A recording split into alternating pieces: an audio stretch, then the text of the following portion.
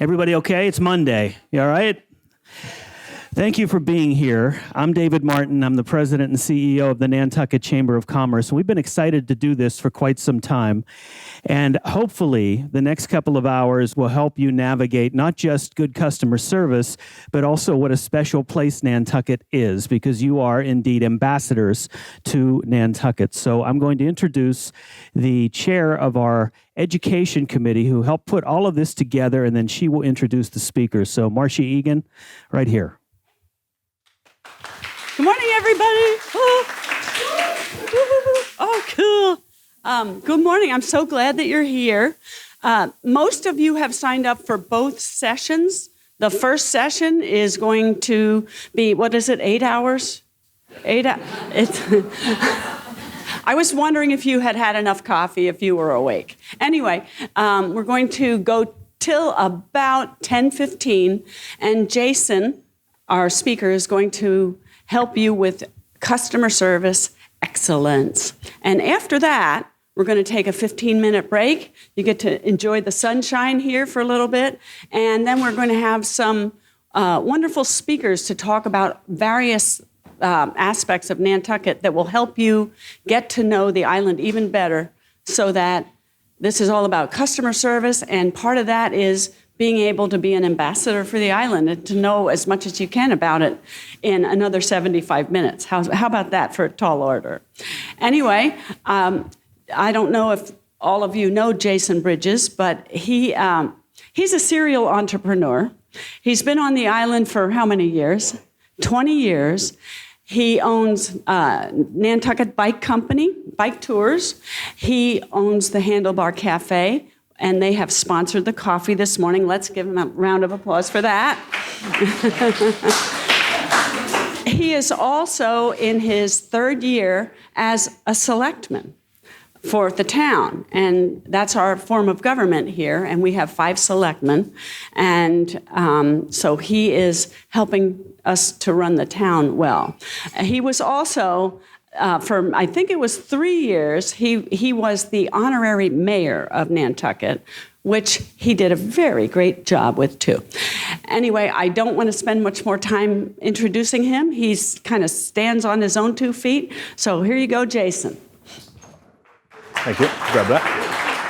Oh, I'm good. I'm good here, right? Okay, gotcha. I think I can talk loud enough for everybody can hear me. Everybody hear me in the back? Are we good?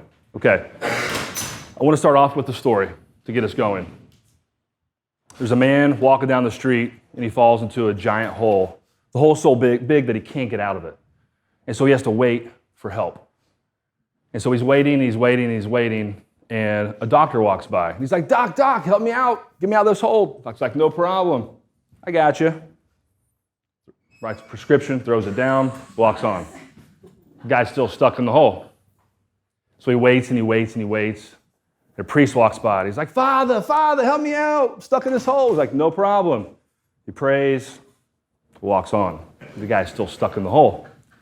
So he waits, and finally a friend walks by. And he's like, Joey, help me out. I'm stuck in this hole. He's like, no problem. I got this. And he jumps in the hole with him. And the guy's like, what are you doing? Now we're both stuck in the hole. He's like, I've been down here before, and I know the way out. Let that sink in for a second. People matter. And so what does this have to do with customer service? You can know your product up and down. You can know your wine list. You can know exactly what you're supposed to do at what time.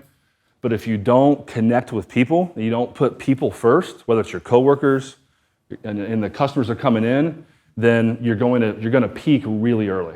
You're not going to be able to have excellence, is what Marcia said, customer service excellence. So I wanted to start with that story that people matter. Doesn't matter if it's the prescription or the software or the app you have on your phone or whatever it is that helps your business be really, really good.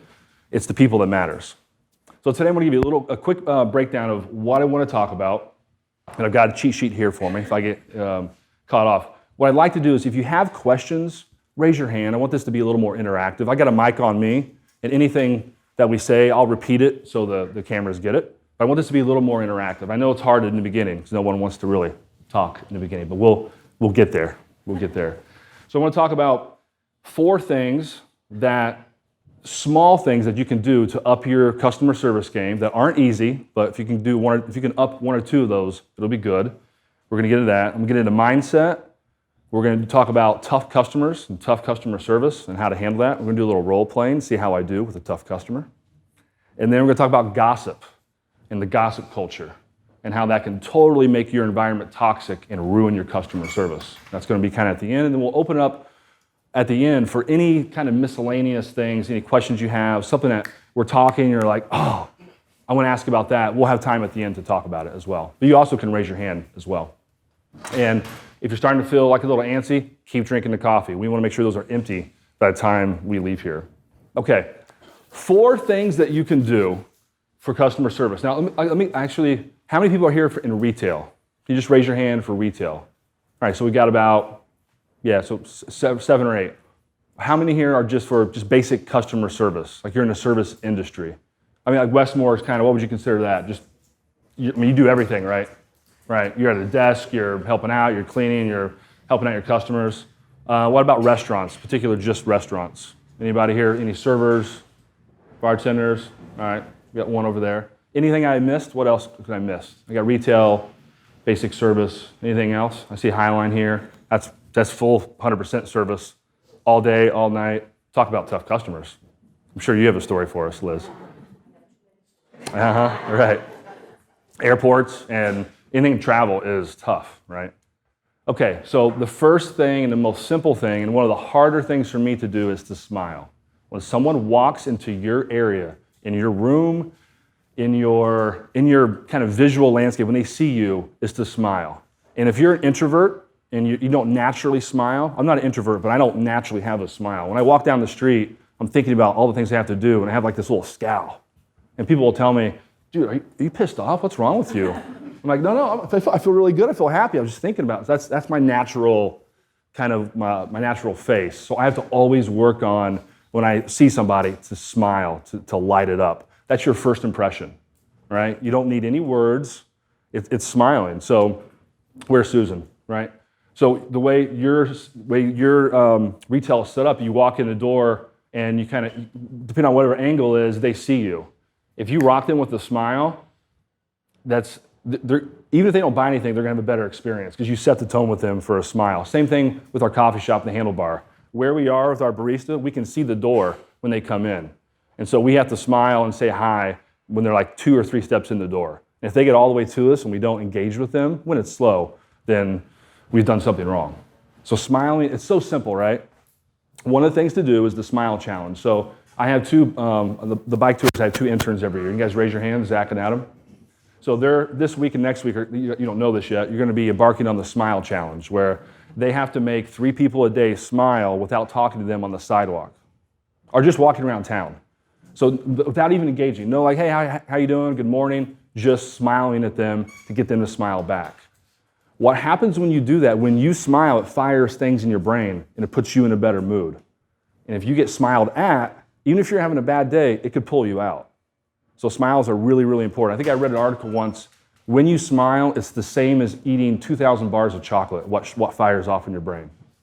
So smile, save some calories, right? Right? You don't have to eat all that chocolate to feel like that up top. The other thing is eye contact. How many of us feel kind of uncomfortable with eye contact in certain situations, right? It just happens, right? Try to be aware of that. Try to find out what situations, what environments do you feel really confident in where you're just rocking eye contact the whole time, and other times when it goes down.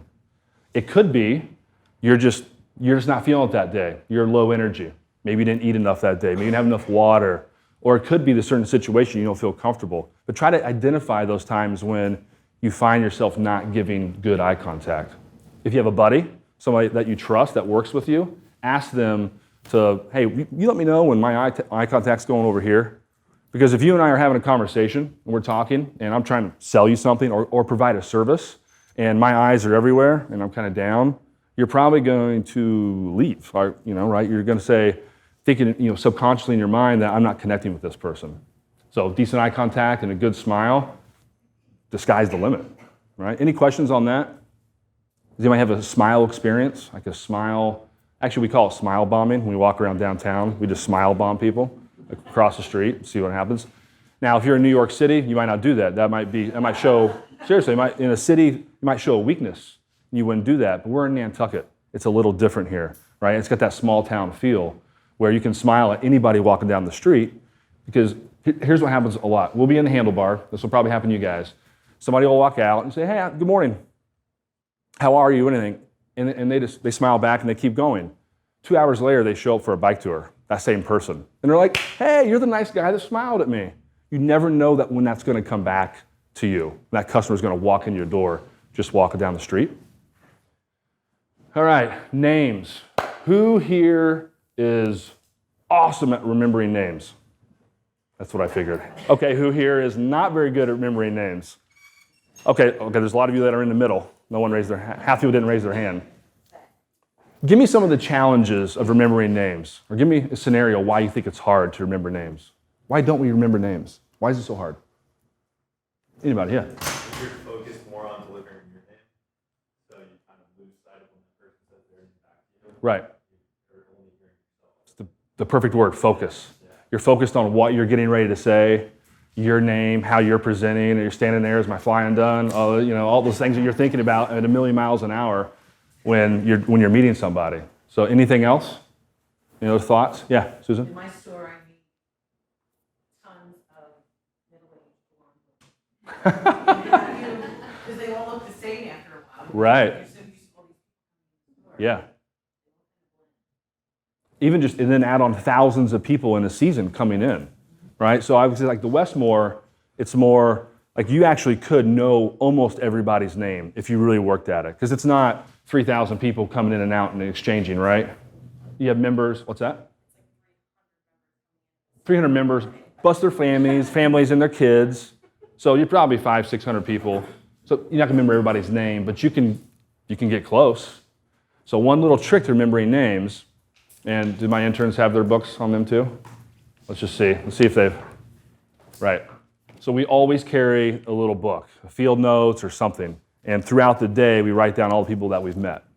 What this does is, because you wrote it down, you wrote it and you saw it, right? And that's another way for it to stick in your brain. Now, it's not like you meet somebody and you're like, oh, hey, how are you? I'm Jason. What's your name? Luke. Luke. Okay, Luke. Okay. Luke. 6'2", got white shoes. Where do you work? Okay. All right, thanks. So what were you saying? Right. You don't have to go that far with it. But after a couple hours, at the end of the day, write down some of the people that you met, because you never know when they're going to come back. If it's your members, you definitely are going to see them the next day. You're going to see the kids the next day. And what does all these things do? We have one more we're going to get to, but so eye contact, names, smiling. What is the overall thing? What is happening? What's that? Who said that? What's that? Yes. You've built a connection. You have built a relationship. Now, this isn't a 10-year relationship. Like, they're not inviting you to their wedding, but you have built a relationship, and that's where it all starts. You never know where it's going to go. And I think if we look at it that way, we're going to get into mindset next after the compliments. But having that mindset of just, I'm connecting with people, whether it's Westmore, whether it's you're working at a gas station or you're a barista, you're connecting with people. If that's your mindset, then it's easy versus, I got to make 1,000 coffees today? No, I'm connecting with everybody today. And it's really good when they come back in and you're like, Tiffany, skim latte. And they're like, woo, you remember me. Does that ever happen to you when somebody remembers your name from like 2 weeks ago? How does that make you feel? It's really, really good. Because we love ourselves. Man, do we love ourselves more than anything. That's just natural. If I showed you a picture, if I came up to you and there's a big group of people and you know that you're in it, I show you, who do you look for first? Yeah. I would look for me first too. It's just natural. So names are so important, right? It's the one thing that nobody else has. Now, there's a million Jasons out there, but to me, like, I'm the only Jason. And so if somebody remembers my name, that's huge. So names are very, very, very important. Any other tricks yeah, Marcia? What tips do you have if you know you've met them before? Yes. And you should know their name, and you Yep. don't remember it. What's a good way to ask? So my strategy is call it what it is.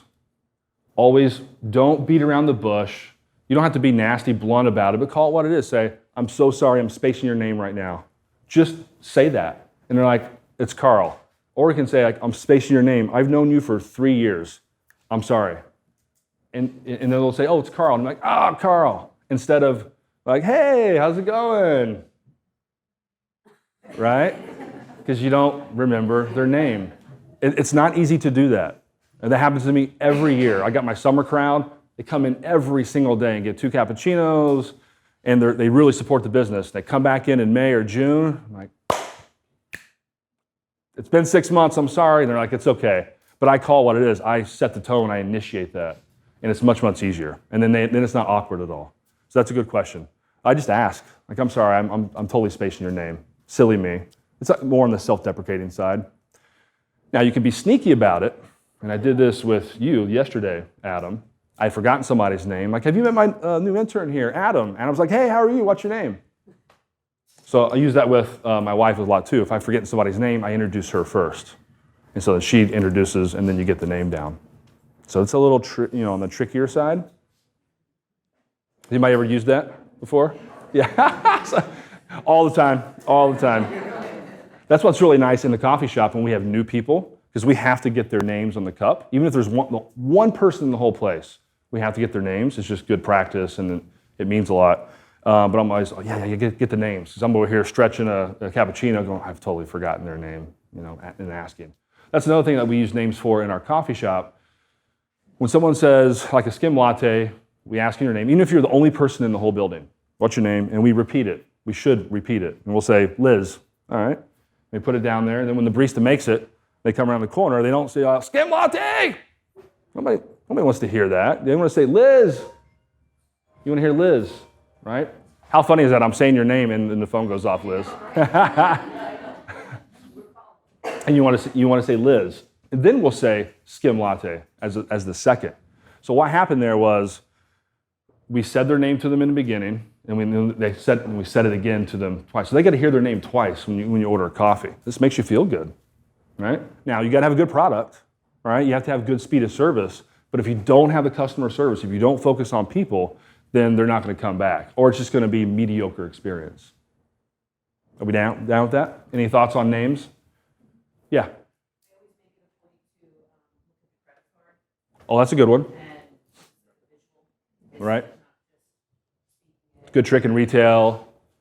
Any restaurants, takeouts. But Westmore, you don't have that. Like, you're not looking at their credit card, right? How do you sneakily get their names? Do you have a list? They get signed in, so when they come in, they have a barcode and it pops up with their name and a picture. Right. So we can match up the face to the name. You guys might have it harder. Do you get to do Mr., Ms., or Mrs. in the last name? That's way harder than remembering, John, Carol, right? So that's an extra challenge for you guys. But man, if you know someone's last name and you nail it, I think the yeah. And they might say, "Oh, call me Carl." And you're like, "Yeah, my boss says I can't do that." Mm-hmm. But names are really important. The other way to remember names, this is how people remember telephone books of names, or they'll remember 10 deck of cards in a row. When they do like the international memory competitions, they use assimilation. So they take a name, they meet Bob, they think of something funny, that a Bob they know, or a character in a movie that they know, and they assimilate it, and then they think, this is all within milliseconds, and they picture this Bob character jumping off the boat and swimming over to Brant Point, and then now they'll never forget that this guy's name's Bob, because they just use assimilation. Another little trick, now you got me thinking about tricks. If someone says, you introduce them to Michael, like, oh, that's my stepbrother's name. I love that guy. So, right, so you said their name out loud back to them, and you just assimilate it at the same time. So all those little tricks, you could find one that works for you. All our brains work differently. Like writing it down might not ever work for you. You might buy a little book and never use it. But you could use assimilation. You could do other ways. All right, compliments. How many people here feel that they are 10 out of 10 on giving compliments? Just nail it. All right, good, we can talk about that. How many people feel like they're 10 out of 10, they just nail receiving compliments? Oh, I heard some giggles. Yeah, receiving compliments are really, really, really hard. So first I want to talk about giving a compliment, and then we're going to talk about receiving a compliment. And we're going to play we're going to throw a ball back and forth, talk about how to receive a compliment, or how we usually receive it. So giving compliments, it's an art form, and every situation calls for a different type of compliment. There might be, in the Westmore, might be not be appropriate to give a certain compliment. In the handlebar and service places like ours, you can always comment on somebody's shoes, or a bracelet, or you really like their hair, or anything before you ever get into the sale, right? Very basic compliments. But there's one rule, and you can't do this because it could easily get into manipulation. You can just make stuff up. It has to be sincere, and it has to be genuine. If you give a compliment that's sincere and genuine, then it'll nail it every time, even if they don't really receive it, because it's hard to receive compliments. So most of the time we give compliments, we just say, hey, nice job, good work, I like your jacket, I like your shoes, I like your shoes there. And that's good, that's better than saying nothing. But what if we throw one more thing on there, the why?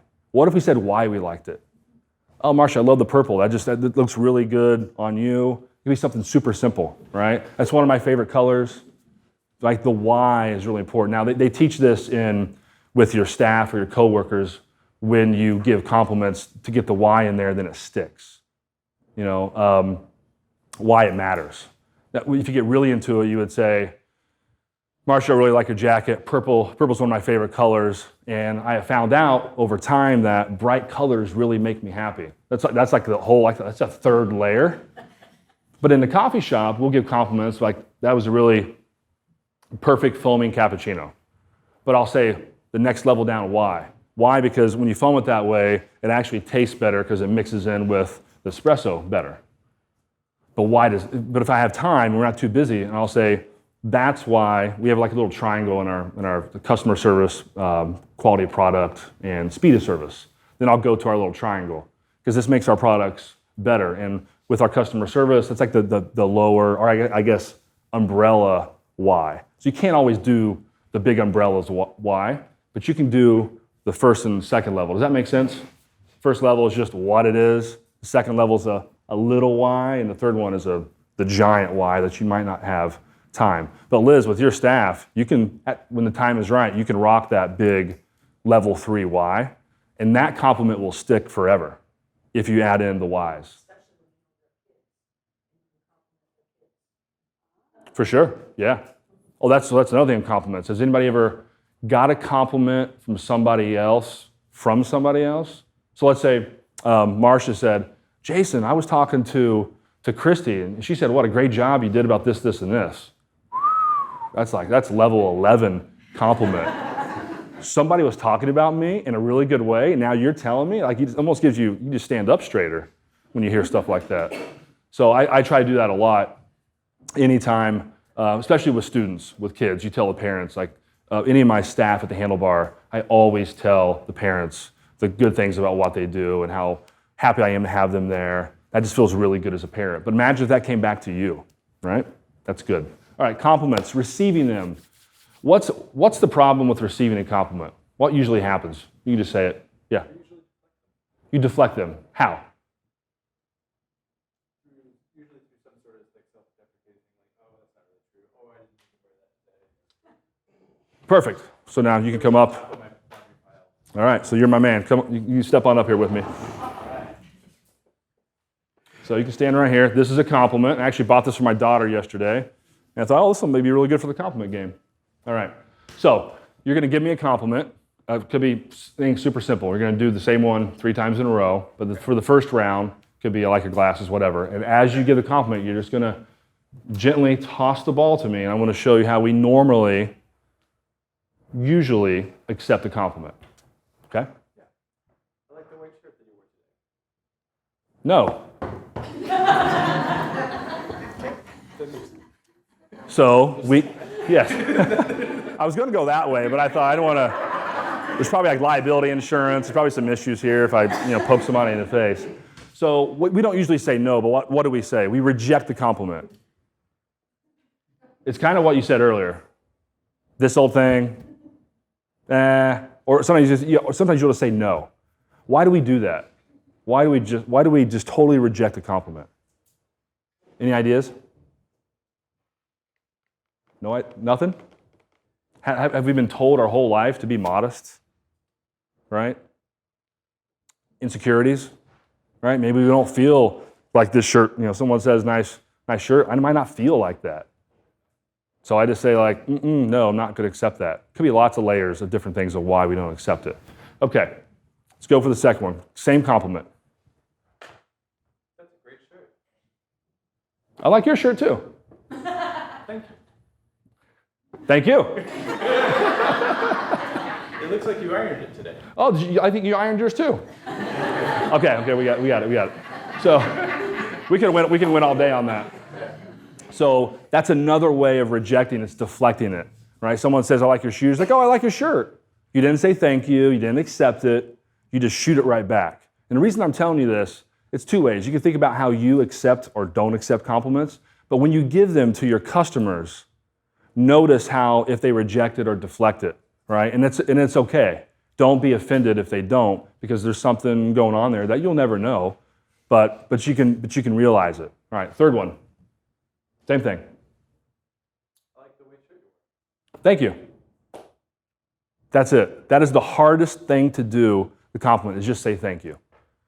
But if you can, there's sometimes you can do, okay, this is like 3B. All right, same thing. Okay. I like the way shirt. Thank you. My wife picked it out for me. She's got great taste. So that was the accept and pass. You can accept the compliment and pass it on to somebody else. And that, if you get a compliment for your work, you can pass it on to another coworker, your manager, somebody that works for you, somebody that did something good. Now, there's lots of situations where that does not work. Actually, you can sit down. We give a round of applause. I've done this a lot, and no one has ever went back and forth with me. That was good. That was good. Can you think of a situation where compliments would come into play in the workplace for customer service? Do you Great latte. what's that? If you made a great latte. That was a great latte. Thank you. Right. And so if you said that to me or my staff and we deflected it or rejected it, that wouldn't make you feel great. Like, I'm just complimenting you on the service and the product that I just bought. You might not be like, "Oh, that didn't feel right," but subconsciously it just doesn't. You just got a compliment rejected. So that's a great point. Someone buys something from you, or go back to the Westmore, row 2 here. Someone says, "Thank you, that was really great, the event you put on last night," right? Say thank you. But that situation, you can really pass it on. "Thank you, we had a really great group that night, it was really fun." Right? Just accept it. Accept those compliments. And then giving them to your customers is another art form, but it has to be practiced. All this stuff we're talking about, smiling, names, compliments, eye contact, it has to be practiced. If you want to go out and run, somebody might be able to do this now, not I. Go out and run a marathon tomorrow morning at 6 a.m. Not all of us could do that. But if you had a year, 6 months to practice, you would. You'd run 3 or 4 days a week, you'd have a program. We think about practicing physical things. You want to bench more, you want to lose weight, you want to do better in yoga. I don't know what that pose that was, but right? We'll practice physical things, but we don't practice mental things. We don't practice self-awareness or accepting compliments or all those different things. You have to practice it. You got to be consistent about it. I've been working on these things my whole life. All through my 20s, I kind of taught myself all of this, and now I've kind of starting to figure out, now I can teach more to people in situations like this. So that is smiling, eye contact, names, and compliments. Jason, Yes? can you talk a little more about specific versus general compliments? General, yeah, I guess, can you give me an example? You're great versus I really like the way you handled that situation with our customer. So I would say you're great is the kind of level 1. It's the what. You're great, right? And then that second level of why you have to add in, right? So you could go right to the specific, right? But I think it's very easy for us to say, "Nice job, you're great, so impressed with you." But if I tell my staff I'm so impressed, but I don't tell them why, it just doesn't stick, right? It's like you're thrown against the wall and it just bounces back. Nothing's really sticking. So you got to get a why in there. And depending on the situation, the level of the why can, you want to go as high as you can, right? But you can do it in an email. You can do it in a text. So there's one thing. If you want to try this is a little wild. Oh, hey. That's good. So I was going to talk about gratitude. That got us going. So we do this with our bike tour interns to jumpstart our gratitude. And it's called the 6-in-1 challenge. I wasn't even thinking about to bring this up, but it's to give gratitude in 6 different forms in 24 hours.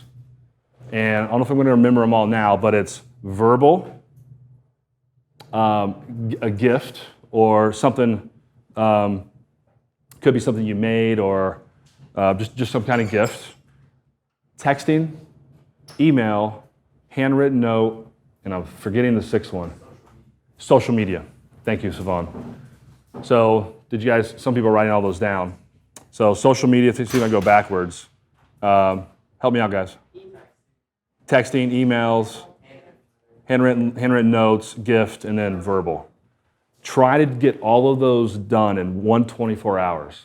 What it'll do, it'll show you where you gravitate towards in giving compliments. Some people go right to social media. You find somebody's post and you say, this is great, love you, blah, blah, blah, blah, blah, and give the why, give it a really nice compliment. That might be easy. Some people can easily do it verbal, but can never do it written. So it kind of shows you where your challenges are in gratitude. What it does is it forces you to think about other people in a positive manner and starts to switch things in your brain. And then so we do a 6-in-1 challenge on day 1, and then we try to write 6 handwritten notes per week, giving someone appreciation. And then we just try to expand on that. So the 6-in-1 challenge is really hard. It doesn't matter if you get all 6 of them. Maybe you get 4. But you just threw out genuine and sincere gratitude in 4 or 5 different ways in a 24-hour period. They're all going to feel great, and you're going to feel really good. We were just talking about this last night, sitting in our little fire pit. I read an article recently that if you're having problems going to sleep, try to go through 5 to 10 different pieces of appreciation or gratitude. And it lowers your blood pressure, it lowers your heart rate, you can fall asleep. It doesn't always work for me, but it has worked before. Right? And there's other studies that show if you do, what was it, was it you? Yeah. What was it, were you telling me last night? If you, at the end of every day, you think of 5 things you're grateful for, do that for about a month, apparently it makes you think more positively. That's just it changes your mindset. You think of the world in a positive manner instead of negatively. Right.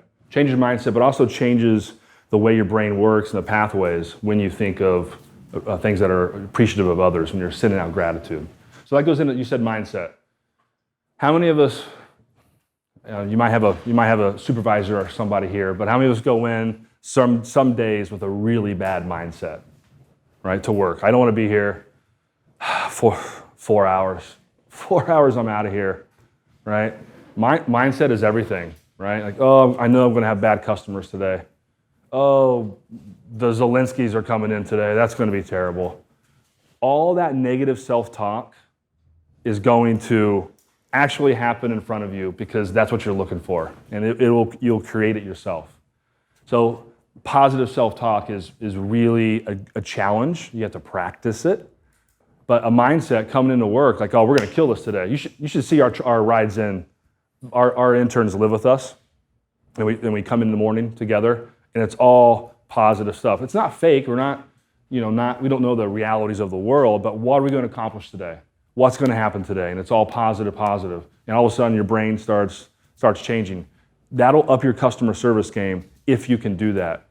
And if you see your coworker or your buddy or your friend, they got low energy, starting to hear some negative self-talk, pick them up, make them aware that they're doing that. All right, we got this. Come on, you need a coffee? Need some water?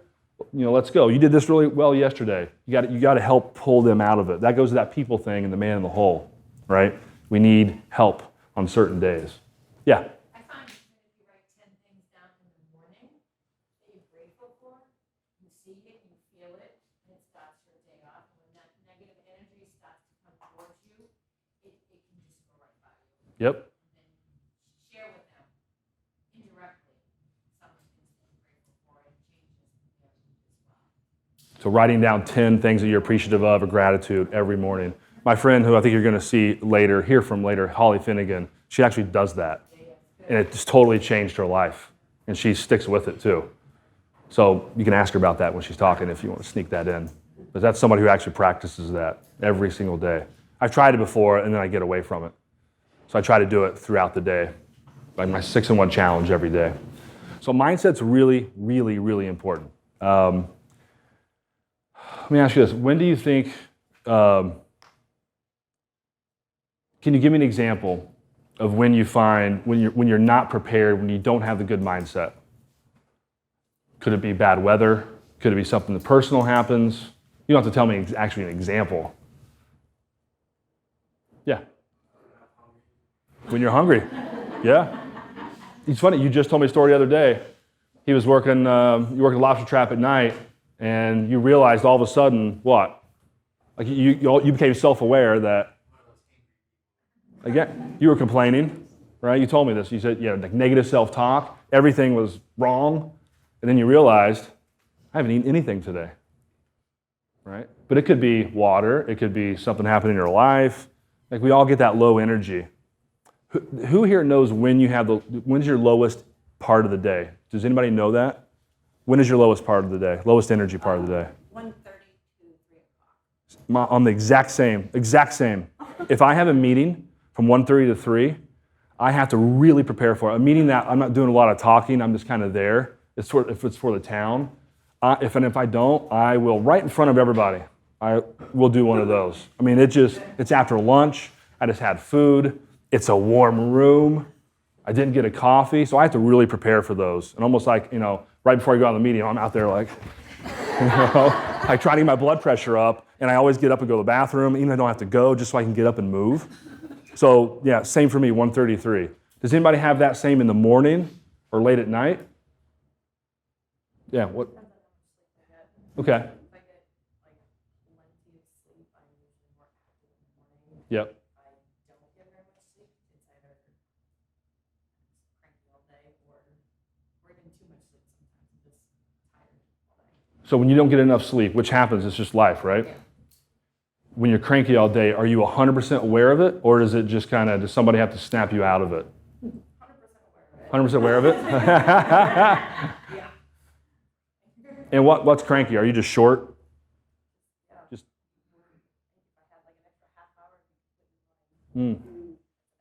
What are some ways you think you could get yourself out of that? Because it's going to happen. It's coffee. So you got to be careful of coffee. It helps you, but then it dehydrates you at the same time. So Probably, because usually if I'm tired and exhausted, I can't really concentrate. So writing down everything that I need to do that day or want to do, just so that I can physically see it. So I'm not like, I know what I have to do, but I can't remember it. Right. Because you might have had a really tough night. You could have something happen with your family, and you got 3 hours of sleep.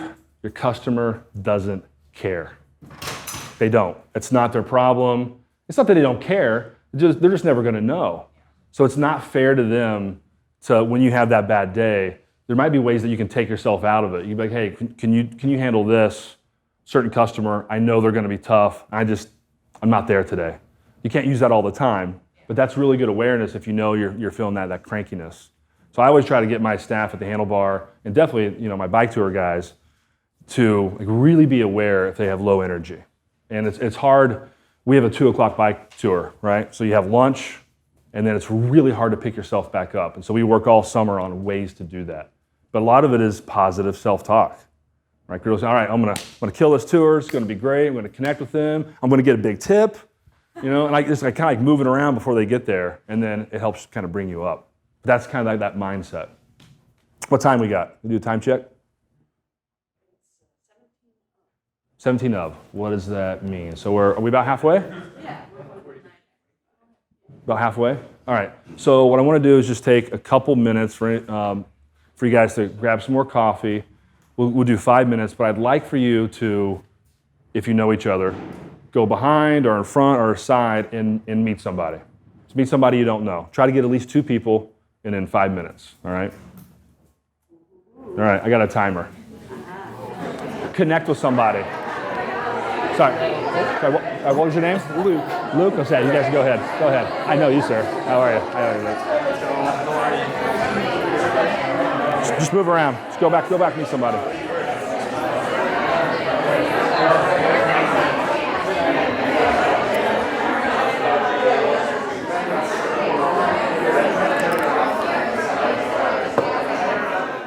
All right, just as we're transitioning back into listening, it's always good in a 75-minute presentation to get up, stand up, walk around, just like that meeting that I hate at 1:30 in the afternoon. It's really hard to get through. So to get us back going, I'm a new-ish father. I have a 16-month-old daughter, and one thing that they tell you a lot of things, like it's going to be hard, you're going to be up all night, you're going to talk about poop every day because that's what it is, because you're changing a diaper 24/7, and it's like, all right, I got it. But what I didn't know is that when you become a dad, you can start telling really bad dad jokes. So we're going to do a couple just to get you going before we get into this next segment of dealing with difficult people. So, why did the coffee go to the police station? It got mugged. Huh? Right? I didn't know I could do this now. I can tell really, really bad jokes. What's that? I mean, it doesn't get much worse than that. I mean, let's see. What is that there? How does Darth Vader like his toast? On the dark side. And then the last silly one is, what is red and smells like blue paint? Red paint.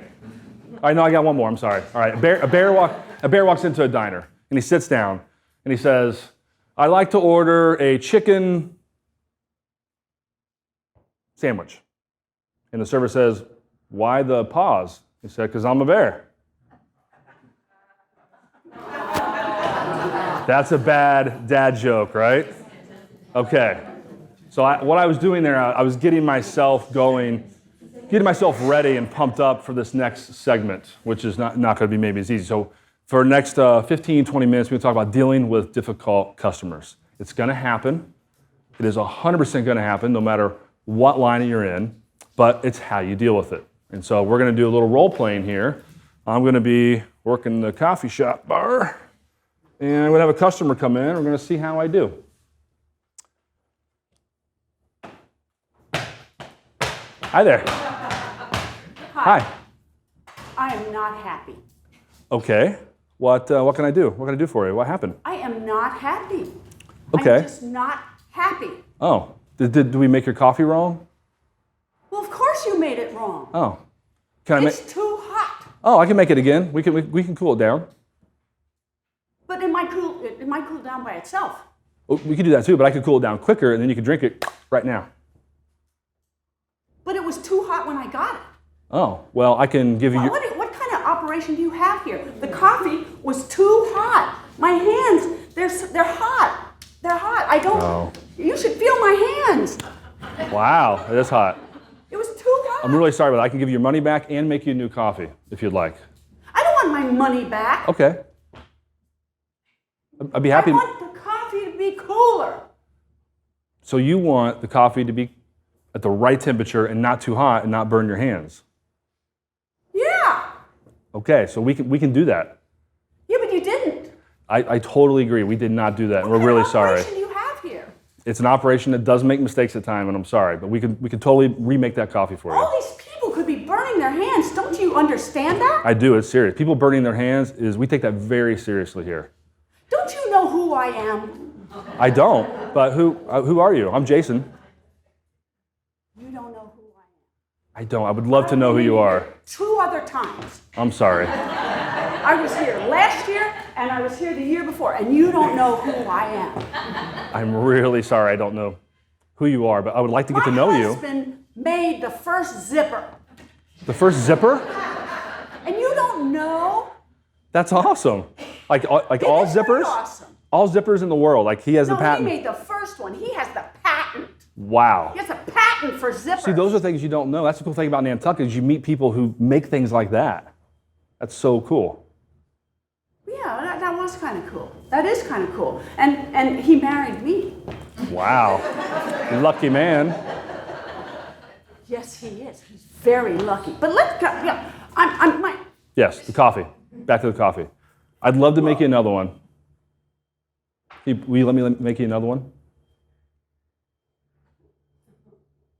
Okay. I would love to make you another one. But it's cooled off now. Oh, you're good now? Okay. That's really good. That's a good ending right there. That was awesome. All right. All right, so what went well there? What didn't go well there? What did I do right? Yeah. Right. Because they are correct. In her perspective, she's 100% right. Why would I disagree with that? Yep. Savon? Do you apologize for something that her own opinion? So saying what the customer's always right. Yeah. There's like 99% customers always right.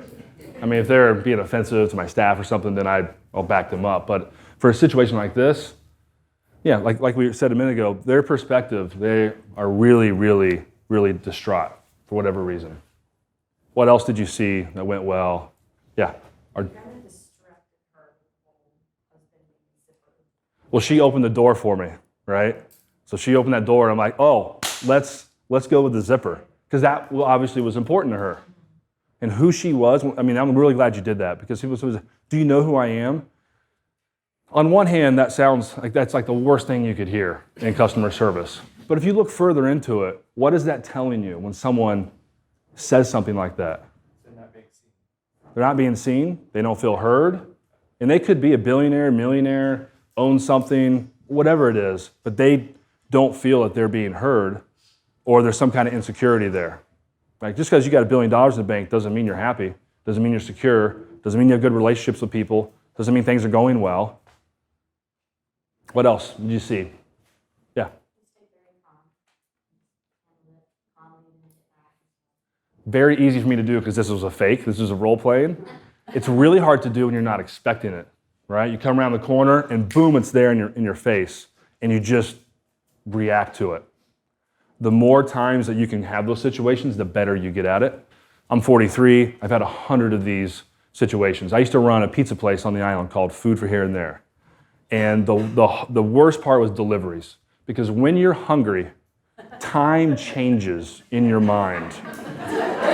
You order a pizza and you hang up, 5 minutes goes by, like, it's been an hour. You're savant over there, you're hangry, you want your pizza. And so you have to talk to people, oh, they got the wrong pizza and it took 2 hours, and you can look on, it took 45 minutes. So that really upped my customer service game, working for a pizza joint that delivered pizzas in July and August on Nantucket, and they're ordering it in Matacasham and Sconset and Matticat, and you're trying to keep everything, the product good, right, and a high quality of a product. So, we used to work on that together, right? You probably can tell some interesting pizza delivery stories. So one thing that I always used, one thing that I used here, it's a book called Verbal Judo. I suggest that if you want to up your customer service game, get this book called Verbal Judo. I think it's out of print, but you might be able to find things online that has excerpts from it. And it's about a man who was like a second or third degree black belt, and he goes into the police force like in his later 20s, and he's thinking like he can take on anybody, like he's got all these skills. And so he was very aggressive in all these situations, and they never worked, and they always backfired. And then he started getting training on how to handle people, and he totally went the other way with it and never used any of his martial art skills. Actually used all the patient part of it and did really well, and he wrote a book called Verbal Judo. And one of the things I took from that book was to repeat what the customer is saying. You saw when I did that, I did it a couple different times. You don't have to be condescending about it, you gotta be careful, but you repeat so they fully understand that you understand what their complaint is. And you can even paraphrase, you don't have to say it word for word, but that diffused so many of my conversations of people screaming at me on the phone for a cold pizza. I would repeat what they would say, and then I would give them options, right? I'd love to make you another one. Don't want to do that, okay. Can I give your money back? I don't want to do that. All right. can I make your coffee again? I went right back into making a coffee. There was only so many options for that situation. We did not rehearse, just so you know. So he did all that, all by himself. She told me, we knew we were going to do it, but I didn't know what she was going to say. Yes? One of the things that's important which happened in the transaction was that you got the customer to admit and agree to what the problem is. Yeah. For me, that's the pivot point in the whole conversation, that everybody understands this is the problem. Not that you're upset, but the coffee was too hot. Right. Right? Yeah, because if I would have said, so you're upset because, I'm not upset. Right. Now you're labeling Don't need- her. right. And it's about, you talk about what is the issue. Right. So and I then agree. got her to say yes, and she shook her head. When you're really mad, you don't want to do that. You're like, yes, But I got her to say yes. Now she wasn't internally really, really, really mad because we were role playing, but that's a good point. I repeated what she said. And you're trying to de-escalate it. You're probably never going to find out really what happened, why you're having a bad day. But obviously, if something happened, her husband got disrespected because I didn't know about zippers. But you let me know about that. So what else? Yeah.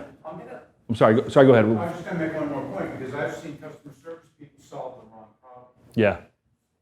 Not the problem the customer wants, the problem that they thought in their mind was the issue. That's a great point. Right. Solving their problem, not just getting it quickly done, like just trying to give them a quick coffee and move on so nobody else has to hear this because it's embarrassing, and people are starting to turn their head. And as soon as that happens, what do you feel? That anxiety, you feel that rush of blood, right? When it happens and people turn around and look. If you can change it, you can flip your mindset and actually not want things to go wrong, but see them as opportunities. So once I got a lot of experience in a pizza place, I think I told my wife, we were just dating at the time, I said, you know what, it's in a weird way, I want something to go wrong so I can fix it. I don't want the water pipe to burst, but if it does, I want to fix it, because then I get a chance to get better at solving problems in customer service. So a while back, I just switched my mindset where I was kind of looking for it. Yeah. I have a question. Yep. So in that similar situation, what if something happens, but there are certain rules to where they're not allowed to do something, and then they're like, oh, do you know who I am? Why can't I do this?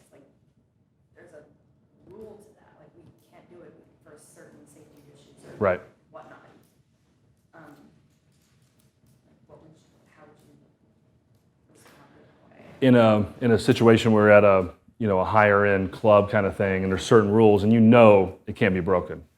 You have to kind of keep repeating it, and then at some point you say, I'd be happy to get my supervisor or manager to talk to you, or I can take your name and they can call you immediately.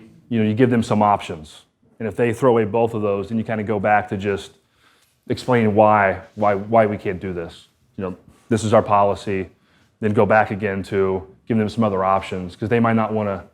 They might have to talk to somebody else. This happens with our bike tours a lot. So people who come to Nantucket are powerful in the way, maybe they own their own company or whatever, so they are used to getting their own way. Not all. High maintenance people don't usually take bike tours, so we're lucky. But every once in a while, somebody says, yeah, I'm not wearing that helmet.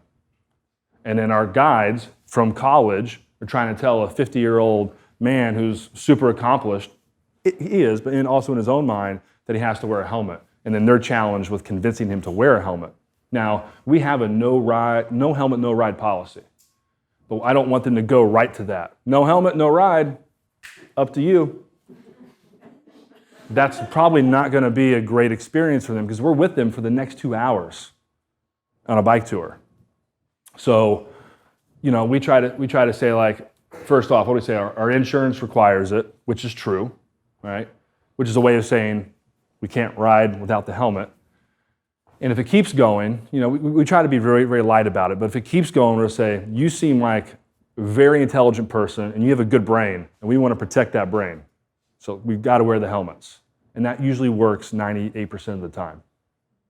You don't want to be condescending about it, you got a great brain, smart guy, let's put on the helmet. But if you say it in a nice way, Like, you seem like really smart, you got a great brain, we got to protect our brains. And then that usually will work. So, Savannah, did you ever have any of those 2 years ago when you were giving tours every day? Yeah. Yeah, I mean, we would have people who either, like, but everyone mess up their hair, you know, you get the helmet hair. So Yep. you just either be like, oh yeah, look at my hair, like, I'm doing the same thing, it's okay. Just take off every stop. Right, and they go to the law. What's that? Oh, yeah. So Savannah said people not want to wear the helmet because, you know, it's going to mess up their hair. And maybe they're only here a day or so, and they got something else to do afterwards. And then Savannah would go back to him, like, oh, yeah, me too. I mean, look at this thing up here. It's only going to mess up the hair. And you didn't really answer their question. You just kind of connected with them, like, oh, yeah, me too. Katie? How do you handle when customers bring these issues to social media instead of directly? Like TripAdvisor reviews or more like social media? Facebook and things like that.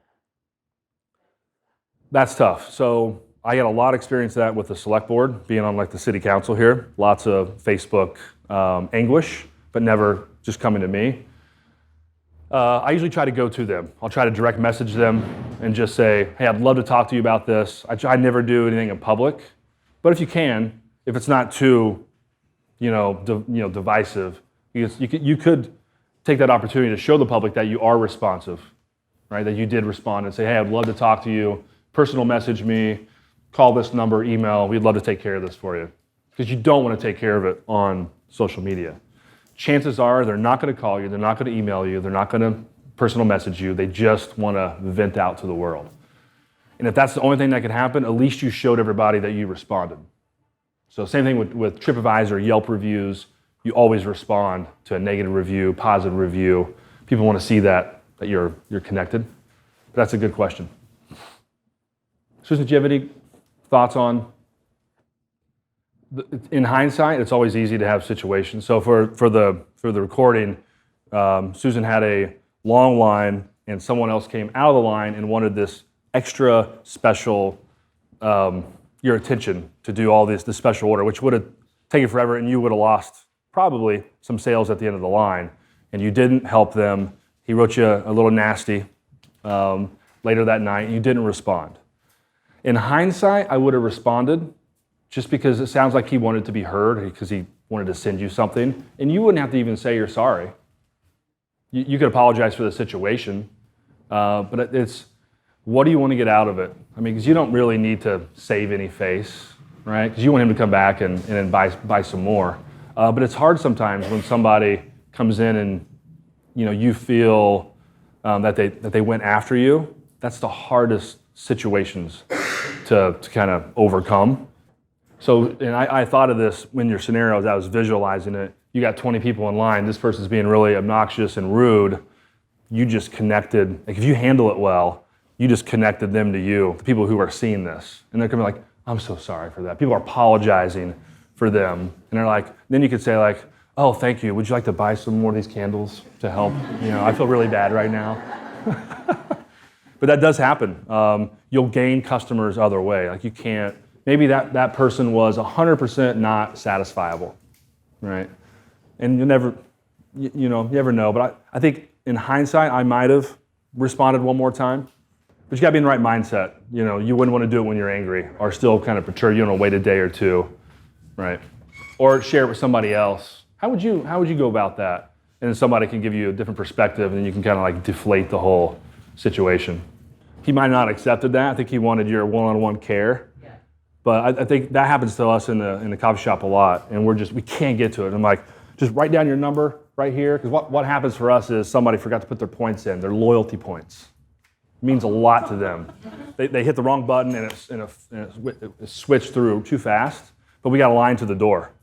And then we can't sit there and go through it and try to add their points. It takes a while. So I'll just say, put your number right there that's connected to your account and your name and what the points were, and then we'll find it. This happened yesterday. And then when they come back in, we're like, we got your points. Usually they get a notification anyway.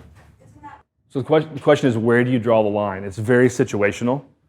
If anybody ever was offensive, for whether it's a personal attack, ethnicity, gender, cussing, it's not worth to be in business to have that.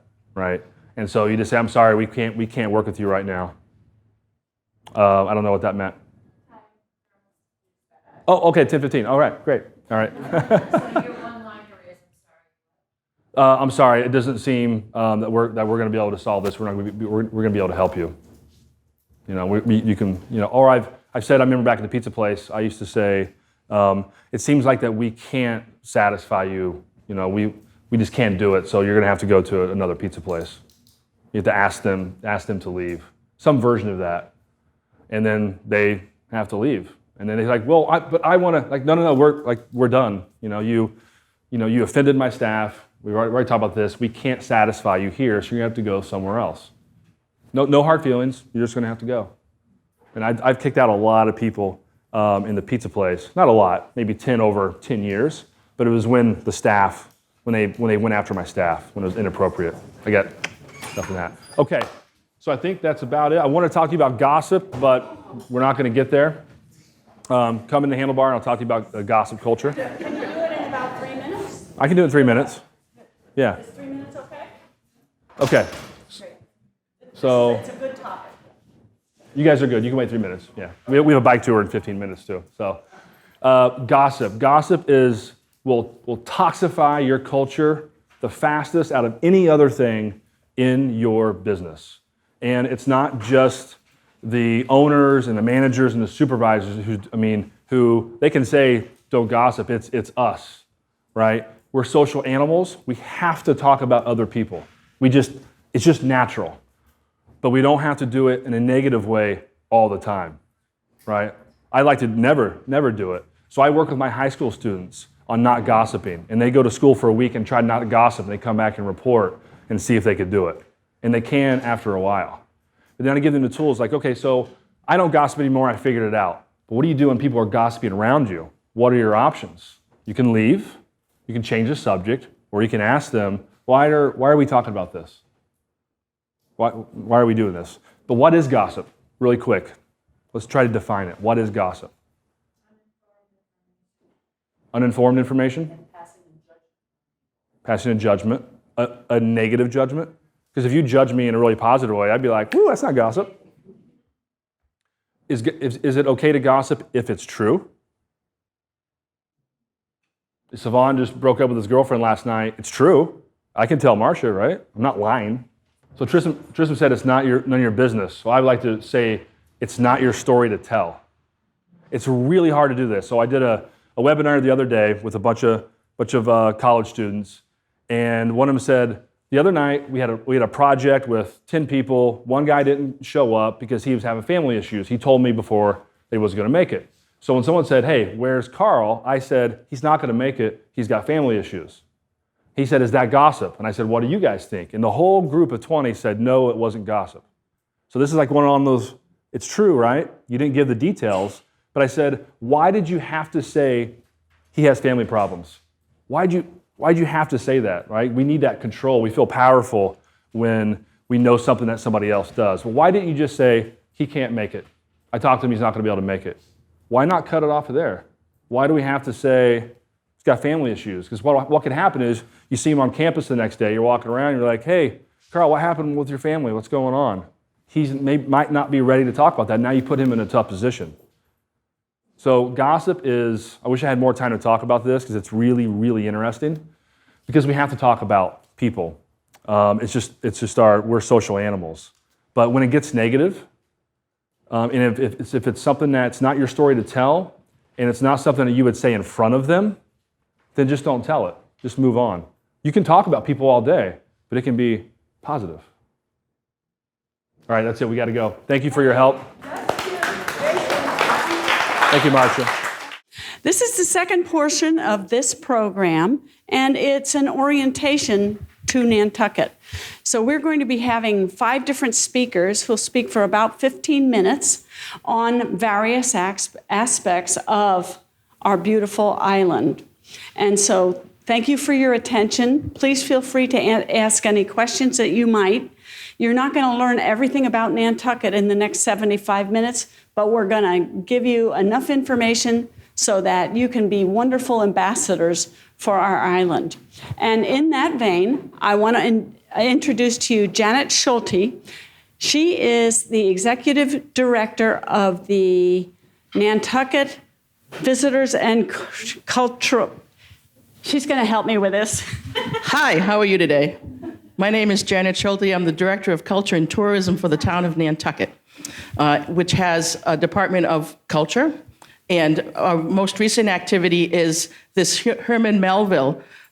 Melville's 200th birthday is this year. The ship that was crashed by a whale in the Essex sailed from here 200 years ago this year as well, and it was the basis for Moby Dick. So this is a calendar of events that we're doing this summer with several different cultural organizations on the island and 2 restaurants that have an affiliation with the book, Queequeg's Restaurant and Or the Whale. Our other department is the Office of Visitor Services, and David will be speaking to you more about that in detail later. I'm delighted that the Chamber has brought this back again, this seminar on hospitality and how to interact with difficult people, sometimes known as visitors, or each other. And it's a great way because you are, as the word that Marcia used was ambassadors, you are often the first line that people see when they come to our island with information. And my suggestion to you, I said this to the CSOs, the community service officers last week, if you are asked a question and you don't know the answer, don't make one up. Send them our way or send them to the Chamber because we're here to help. And like I said, we have kiosks everywhere. So I hope you enjoy the morning, learn a lot, and remember to come and see us at 25 Federal Street. Thank you. Thank you, Janet. She's done a wonderful job. They have done a wonderful job with the visitors on the island. So thank you, Janet. All right. Our first speaker is, we're really lucky to have all these great speakers, but our first speaker is, I don't think he needs an introduction. The head of the Nantucket Historical Association, the NHA, knows everything about the history of the island. The Whaling Museum is over here. So James, why don't you get started? Great, thank you. Welcome to the island, guys. And like you, I came to America back in 1984, and I've stayed here ever since. Any from Ireland here? One Irish lass. Where are you from? Dublin. I'm from County Meath, just down the street from you. So it's a very strong Irish community here. One way to think about Nantucket is actually it is an island that has always been very welcoming to people coming on shore. It was first discovered by Bartholomew Gosnell back in 1602. He was sailing by and it was shrouded in mist. So the original documents, at least in English charts, date back to about 1602. And then in 1659, there was a gentleman by the name of Mayhew, and he sold it for 30 pieces of silver and some pelts. And so you can imagine if the average price of real estate on the islands today is $2.3 million per home, that you could buy the entire island back then for 30 pieces of silver. It was a pretty good deal. And then when you think about the population on the islands, the Wampanoag, the Native American tribe, here was the Wampanoag tribe. And then there was a pre-Wampanoag Native American population here. And because of the, at one point, Nantucket was connected to the mainland, particularly with the glacial sweep that came through. And so we have items in our collections which date to 5,000, 6,000, 7,000 years ago, which is quite phenomenal. Of course, the bulk of our collections tend to start around 400 years ago. But around the island, and you'll see it echoed throughout, you'll see Native American signs, whether it's Wawinit or Quasi or whatever, throughout the island. And I think Nantucket has the reputation of having more Native American place names than any other place in Massachusetts.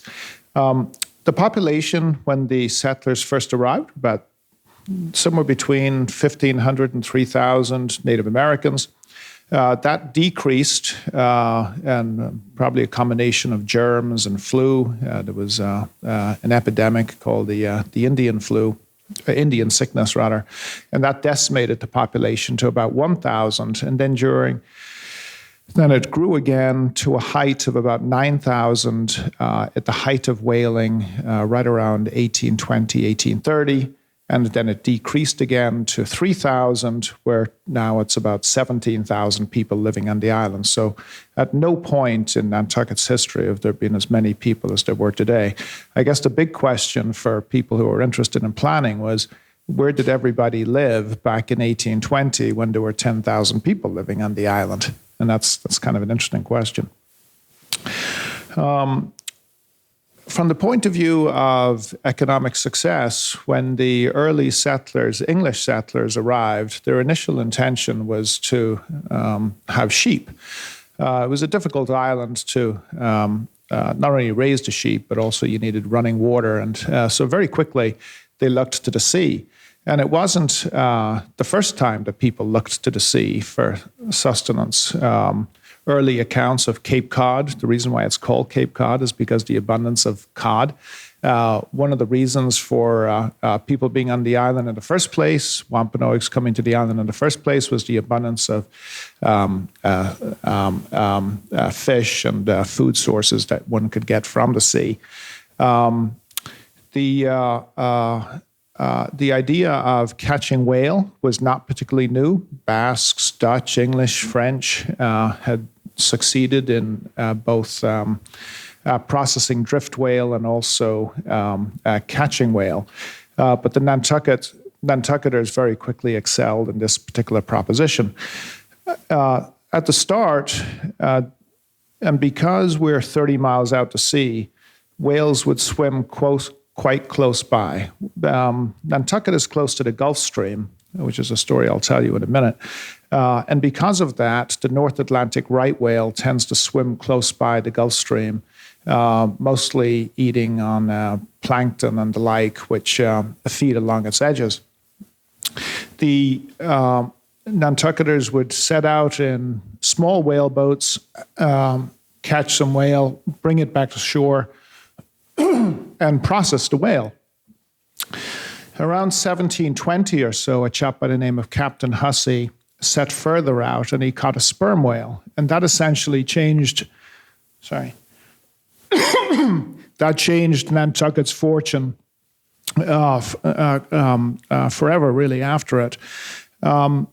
Captain Hussey's sperm whale was different than many other whales because in its head, it has a substance called spermaceti. And from that, you were able to make candles. And a lot of Nantucket's fortune was derived from candle making. The economic fortunes of the town quickly increased as a result, such that in 1750, about 50% of all sterling coming into the country, coming into the colonies, was derived from whaling. At the time, there was a lot of commerce to England. One way to think about Nantucket's history, if you simply divide 1659 and 2017, and you end up with 1837 in the middle, it's a very simple way to think about Nantucket's fortune. Prior to that, it was oriented towards whaling, and it was very much looking towards England and for its success. And then after about 1830s or so, it started looking inward and looking towards tourism. The whaling industry grew dramatically. Obviously, Nantucket was the capital of whaling up until about 1830s, when New Bedford, which was founded by Nantucketers, eclipsed it in terms of total number of whaling vessels. And then the decline of whaling came about as a result of 5 factors. There was a sandbar. As the boats got deeper, and they got deeper because they got heavier and they got longer. And when they went out on voyages, they were coming back and they were having a difficult time coming across a sandbar coming into the mouth of the harbor. That was one factor. A second factor was a great fire which swept through the downtown, destroying much of the property. A third factor was war. Civil war was particularly destructive in terms of the number of people who enrolled in the war from Nantucket. I think there were over 400 people who enrolled in the war, which greatly exceeded the quota for the island of only 100. The discovery of gold in California, particularly as whaling became less a glamorous business, also helped the decline. And then finally, the Transcontinental Railroad, which linked the East and the West, made it much easier to get products not from the Pacific to here, but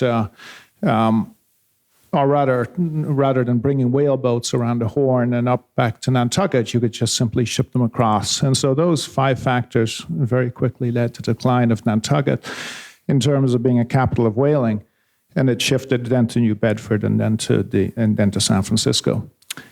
In about the 1940s, as people saw their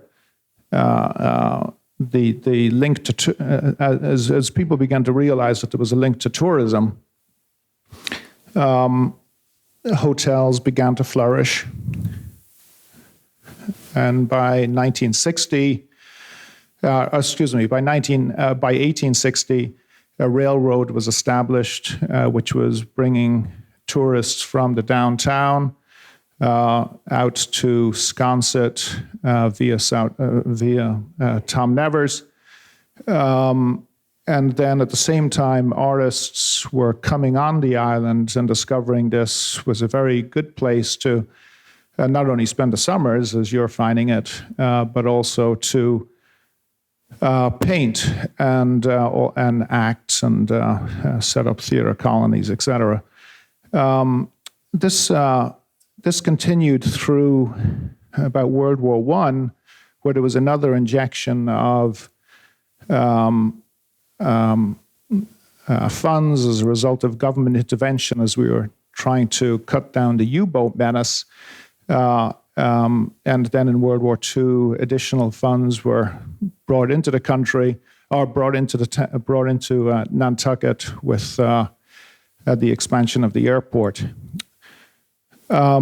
Then I think the next major milestone in Nantucket came in 1960s, where you see a lot of the infrastructure of the downtown was upgraded as a result of a gentleman by the name of Arthur Beinecke. And also at the same time, the Conservation Foundation was founded, which helped preserve much of the land. And so today, as a result of the efforts of investing in the real estate and also conserving much of the properties, 50% of the island is now protected, and also with historic restrictions, et cetera, the 800 plus buildings which are pre-Civil War are very carefully managed, all resulting in the beautiful island that we see today. So, okay, thanks very much.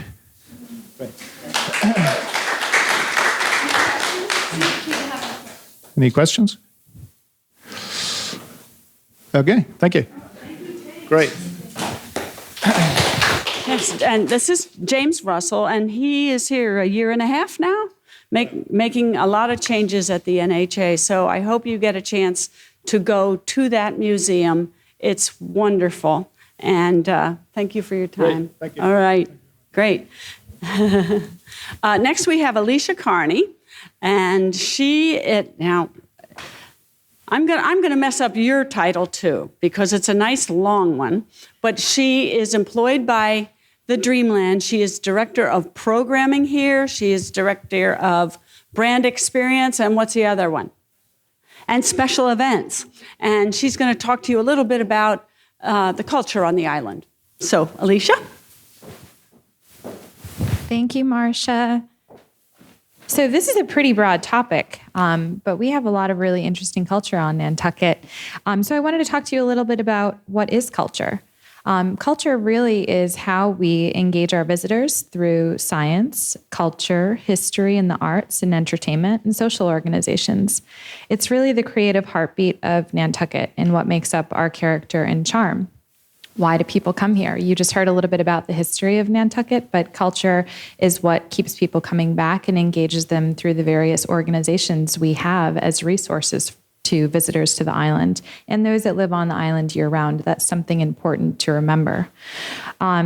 We do have a lot of really wonderful programming for visitors and residents year-round, which is very unusual for a community our size. And it's possible because of generous supporters that work very closely with the Cultural District, which there are some handouts for. I'm going to start with the Cultural District. So the Nantucket Cultural District is composed of 28 blocks of history and culture in downtown Nantucket. It's a collaboration between the Massachusetts Cultural Council, which there are 32 total in the state of Massachusetts, and the town of Nantucket and local businesses as a way to keep people engaged here as they visit the island.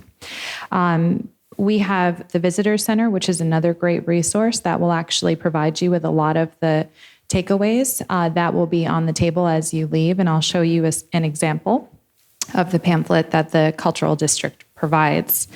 So why is this important? It contributes to the economic viability and the identity of Nantucket, both in arts and cultural institutions on the island. It showcases environmental initiatives, historical preservation, culinary innovation, science, and galleries and teaching and learning initiatives, social organizations, parks, art galleries, and more. So I just listed a lot of things for you. So I'm sure you're starting to think about the various things maybe you've interacted with on the island already in your time here. So to highlight a few of these different areas, theaters and cultural centers we'll start with. You're in the Dreamland. So the Dreamland is a major part of Nantucket's history. It's been here for over 180 years, and it was originally constructed in 1832 as a Quaker meeting house. So this has been a vibrant cultural center from day one, and we do everything from first-run films to cultural programming, special events, comedy series, festivals, DJ series, you name it. And we do that in an effort to engage people through entertainment, so that there's a lot more to do outside of just going to restaurants and going out boating, for example. There are other excellent theaters on this island. The White Heron Theater and Theater Workshop also have really fantastic productions that I would encourage you to go see for yourself. They bring in some really world-class actors, and they have excellent shows that they do all throughout the high season and year-round. There are arts workshops and classes. There's a Nantucket Music Center, the Artists Association of Nantucket, and the Nantucket School of Design and the Arts, which was started in the early 70s. This is a program that brings artists and writers to the island that, as a result, we've seen filmmaking and galleries and incredible sculptures. If anybody noticed some of the sculptures throughout the island, like across from the juice bar? Cecilia and Seward Johnson have a great gallery down near the Handlebar Cafe, which is fantastic. They're conversational pieces, and it's something you want people to be interacting with, and it's designed by our local talent. We have more than 11 galleries on the island, all open to the public. We have incredible museums like the African American Museum. We have the Whaling Museum and NHA. You just heard from James Russell. The Mariah Mitchell Aquarium, the Shipwreck and Life-Saving Museum, and the Mariah Mitchell Association and Lightship Basket Museum. So it's really interesting when you start to think about what those all represent. So in addition to history, you have science. Mariah Mitchell was an incredible scientist out here, and there's a whole history. In fact, we did a one-woman show at the Union Lodge over the this past winter. And it was really interesting to hear this actress who came out and talk about what that experience was as a woman in science. And Nantucket was at the forefront of that. So we've inspired a lot of entrepreneurs and thought leaders on this little island. So it's something to be really proud of. We have a lot of various churches throughout. The Methodist Church, the Unitarian Church, First Congregational, St. Paul's, Schulte Chapel, a lot of history. And I would encourage you to walk around and take a look at the beautiful architecture that is all throughout, especially the downtown, but also in Schulte. The Athenaeum, of course, through our library, which is just across the street, is open to the public. And that's a really special place because they do a lot of programming and workshops for people, including children. There's the Wheezy Library for Children. So if you are a mother of 3 children and you need something to do, you take them there, and they really are so wonderfully engaging. They're excellent resources, the workshops they do and the little programs they do in the garden, sing-along, story time, and that's right across the street. We have Culinary represented. We have the Nantucket Culinary Center and Sustainable Nantucket Farmers Market, which takes place on Saturdays right across the street. They have arts and artisans, so a lot of these great local pieces of artwork, jewelry, driftwood, carvings, you name it. We have a lot of special events and festivals, and I know there's somebody presenting in a little bit who will be touching on these great events, but I wanted to show you the handout that I actually printed for you to take away as a point of reference. So it looks like this, and this is sort of a collaboration of everyone from the Chamber of Commerce to the Artists Association to the Arts Council. This represents everything from the Comedy Festival, the Yoga Festival, the Garden Festival, triathlons, dance festivals. There's a really wonderful NHA initiative for architecture and design history that comes to Nantucket in August. So I would encourage you to start looking at these resources. And this specific sheet is great because it has all the website information and the dates. So as you interact with guests, you can actually give them, or knowing while they're here, you can give them some event resources as well.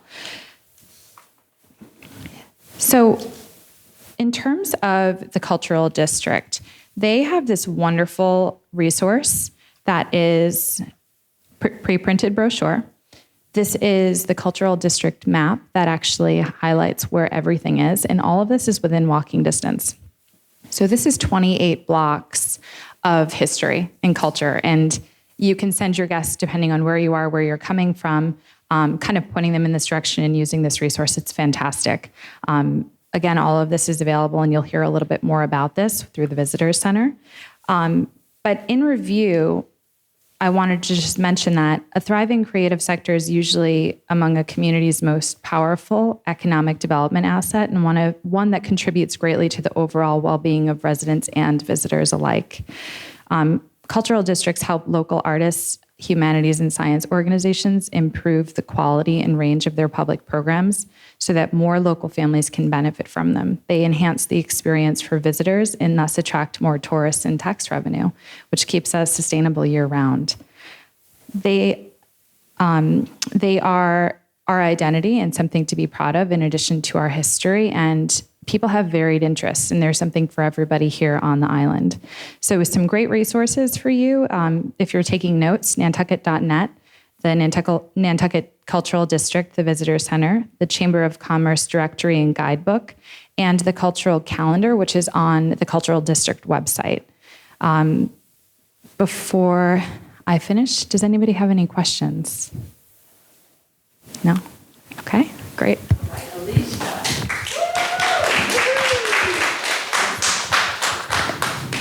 It's interesting because if you haven't gotten it already, this place spurs creativity. Whether you're a writer or a painter or a videographer or whatever, there's just a lot of energy here. And I mean, you know we have natural beauty. Just look out the windows here. But one of the things about this island is there aren't many places in the world that have both true history, not manufactured history, and natural beauty. And there are very few places like that that have true history. And as James mentioned, it took me a while to figure this out, but when you think about oil in this day and age, Saudi Arabia, whoever's providing the oil is among one of the richest places in the world. Whale oil was that. And Nantucket was the center of the economic universe there for a while during the whaling days. So it's real history and real beauty and a lot of energy and a lot of creativity. So I just wanted to add my 5 cents to that. I'd like to now introduce you to David Gagnon. He is the executive director of the Maria Mitchell Association, and he's going to tell us a little bit more from the scientific angle. David. Thanks. Well, that'll surely, if you were getting tired, this is probably, after hearing that may be the time you're going to now take a nap when you hear that we're going to talk about science. But we're going to try to put things in perspective. How many people, first time on Nantucket, maybe you already did this, but okay, so it's kind of half of the folks here. How many people didn't know that Nantucket was an island? Okay, thank you for being honest. We actually had some of our interns that got, plugged in Google Maps, got the directions to Nantucket, show up in Hyannis, and the road ends at the ferry. And they were like, what is going on here? They had no clue. This happened a few years ago. It is, if you're not from around here, a lot of people don't know that Nantucket's an island. So what did you do, by the way, at that point? Booked some passage on the ferry, I guess, right?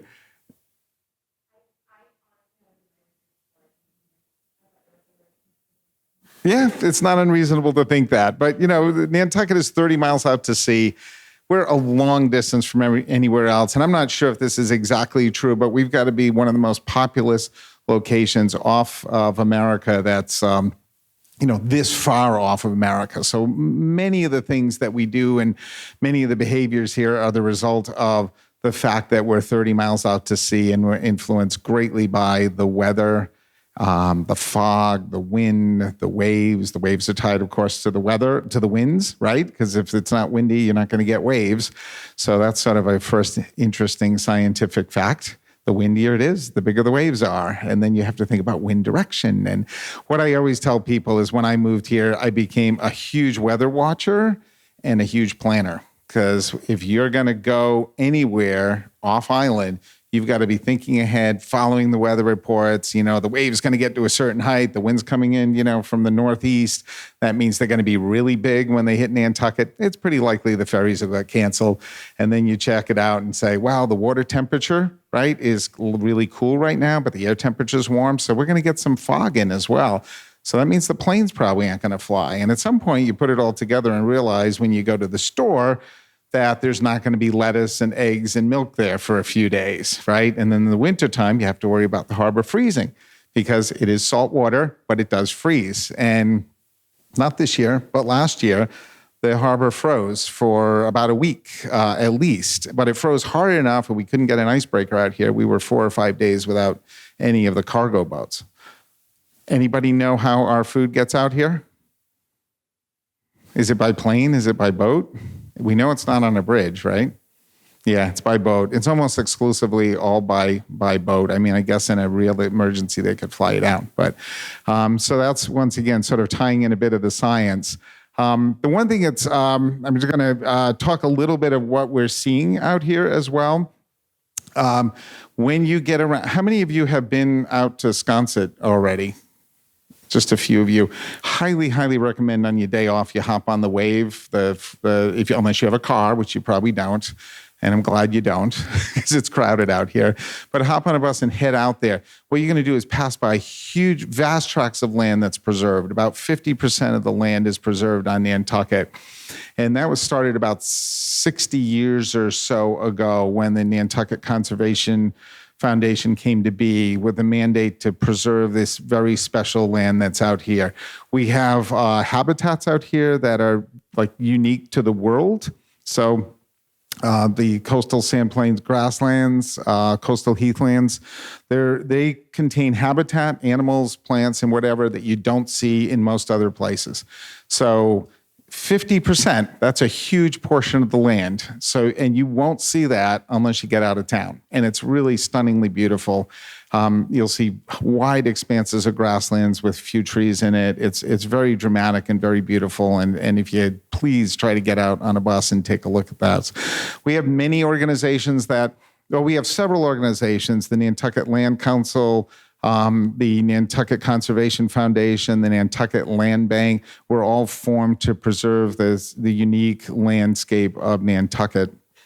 And one thing that I find is just interesting is the land bank actually buys land by a tax, essentially a 2% fee when you sell a property. So it was actually voted on and approved, and the townspeople here and then the state ultimately said that this is important enough that we're going to invest money in this. And then the other organizations use private foundations. But they all have slightly different mandates, but essentially preserving the land, which of course makes it beautiful for everyone and makes it all, sort of the more valuable as a place to come and as a resource. Some of the other things that I think really stand out for me is our beautiful harbor here. And I think I stepped in the middle of James's presentation, but I'm sure he talked a little bit about the harbor. But I think a few things that really are interesting to me is we have one of the last remaining commercial scallop fisheries in the United States right here.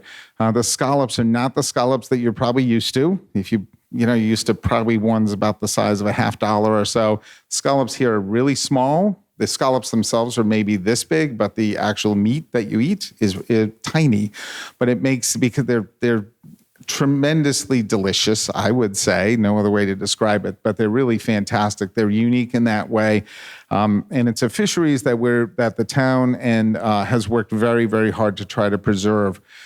Have you noticed, if you've been out on the dock and you see this weird colored glow from around Brant Point in the evening? Anyone notice that? When you're out there, take a look, and that's the propagation center. So the town has invested a lot of money and resources in helping to keep the scallop industry strong on Nantucket. It's quite a challenge, honestly. One of the greatest threats to the harbor is the nutrients that come from all the houses that live on the side of the harbor. And those nutrients from lawn fertilizers and septic systems that don't work, for instance, make their way into the harbor and makes it really difficult for the eelgrass to grow. We need eelgrass in the harbors to have the scallops survive. Everything's connected, right? So can somebody give me like a 5-minute warning? I forgot to start my clock when I started. Thank you. So I just want to touch on a few more things that I think are interesting. Nantucket, because of our location, is really a birding paradise. It's anybody here from New York? No. New York has Central Park, and believe it or not, it's one of the best places on the East Coast to go birding because it's this patch of green and otherwise metropolitan area. Nantucket is a great place to bird as well, especially because of our location. It's part of a flyway for many species. So we get birders out here all the time. There's a couple of organizations that do regular bird walks. So if somebody says to you, and they probably will, what's there to do outside?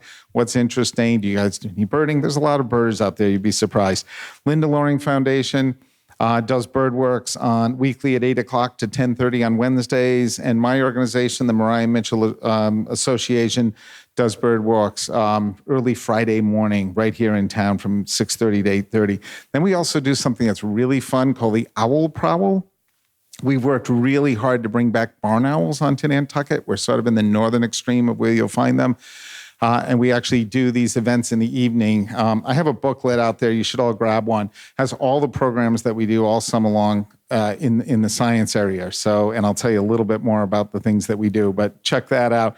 That's a really fun, unique event that you probably never, ever do anywhere else anytime in your lifetime. But you actually get to see the owls typically fly right overhead and they scream, and it's really exciting. So it really is. So a couple other things I wanted to mention about my organization, Mariah Mitchell Association.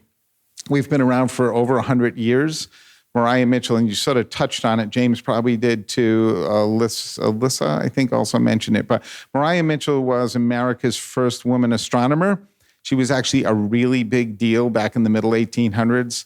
She was one of America's really first women scientists that was recognized. People came from all over the world to see her. She discovered a comet in 1847 right here on Nantucket. She was born on Nantucket. We have her house that she grew up in. That's available for tours. But she was a very, very unique individual. She was the librarian at the Athenaeum. She worked and lived after living in her house, moved to the bank right on the top of the hill, Pacific National Bank building, where she did discover that comet. Took about a year to get recognized, but she really persevered. And her dad did, and others did, to make sure that she got recognized as being the person to first discover that comet. She was an amazing individual. She fought very hard for women's rights, equal women's pay. She was also the first professor at Vassar College. So she did a lot of things that were very different at the time. She also the thing that we follow is learning by doing, and the way she taught was totally different than the way professors taught back in the middle 1800s. They would stand there and write on the board. Students would take notes. You never asked a question. You never challenged anything that a professor said. She believed that was stymieing learning. So she would meet with her students in the evening and have them really quiz her and really have great discussions. So she was just really, she thought out of the box. Let's see. The other things that we have that are really fun and interesting, Monday and Wednesday nights at the Mariah Mitchell Association, we have our observatory opens up out on Milk Street, and that's from 9 to 10:30 when the sky is clear. People always call it's raining out, and they say, "You're going to be open tonight?" Then I don't think so. We cannot do anything about rain or clouds or fog. But if it's a clear night, it's a once in a lifetime experience. It really is, to go there and look through these huge telescopes. You get to climb up a ladder and look into the ocular and see Saturn, for instance. 5 minutes, great. So I would highly encourage you. Just remember that Monday and Wednesday nights, 9 to 10:30. Great experience. Easy walk from down. It's probably from right here. It's probably about a 12-minute walk there. You can always catch a cab as well. We have a little, and I'll say a small aquarium. I would say it's America's smallest aquarium. It is about, if you take the room, cut it here, and take that space, that's about how much aquarium space there is. But it's an amazing aquarium. It has almost all the species that you're going to find in and around Nantucket Harbor and out in the ocean surrounding Nantucket. It has, we'll have about 80 species there. Sometime we get tropical fish. Can anybody think of why we might get tropical fish here? Any ideas? Not because we bought them, not because we had them shipped in, but actually they come up on the Gulf Stream and they get caught up in some currents, and eventually they sometime make their way into the harbor. So they really are part of the Nantucket fish that you find out here. So we have a few of those as well in the fish tanks. But the tanks are really interesting. It's very intimate. We have a lot of eager volunteers and interns that are there that are teaching people about what you'll find out here. And we also have some touch tanks out there. It's actually the perfect thing to bring for a family with kids to come to, because it's a very intimate, fun experience. Most people stay for an hour, believe it or not. There's a lot to do, and it's a lot of interesting fish. The other thing is we have a science museum that's up the street, about a 6-minute walk from downtown. Lots and lots of exhibits. We have turtles, snakes, frogs, all the typical things you might think of in a natural science museum. But we also have a lot of hands-on activities for children. So especially kids around, I would say, 3 to 15-year-olds or 12-year-olds. It's really a perfect place to send them, especially on a rainy day. People will ask you, what is there to do for families on Nantucket when the weather's not great?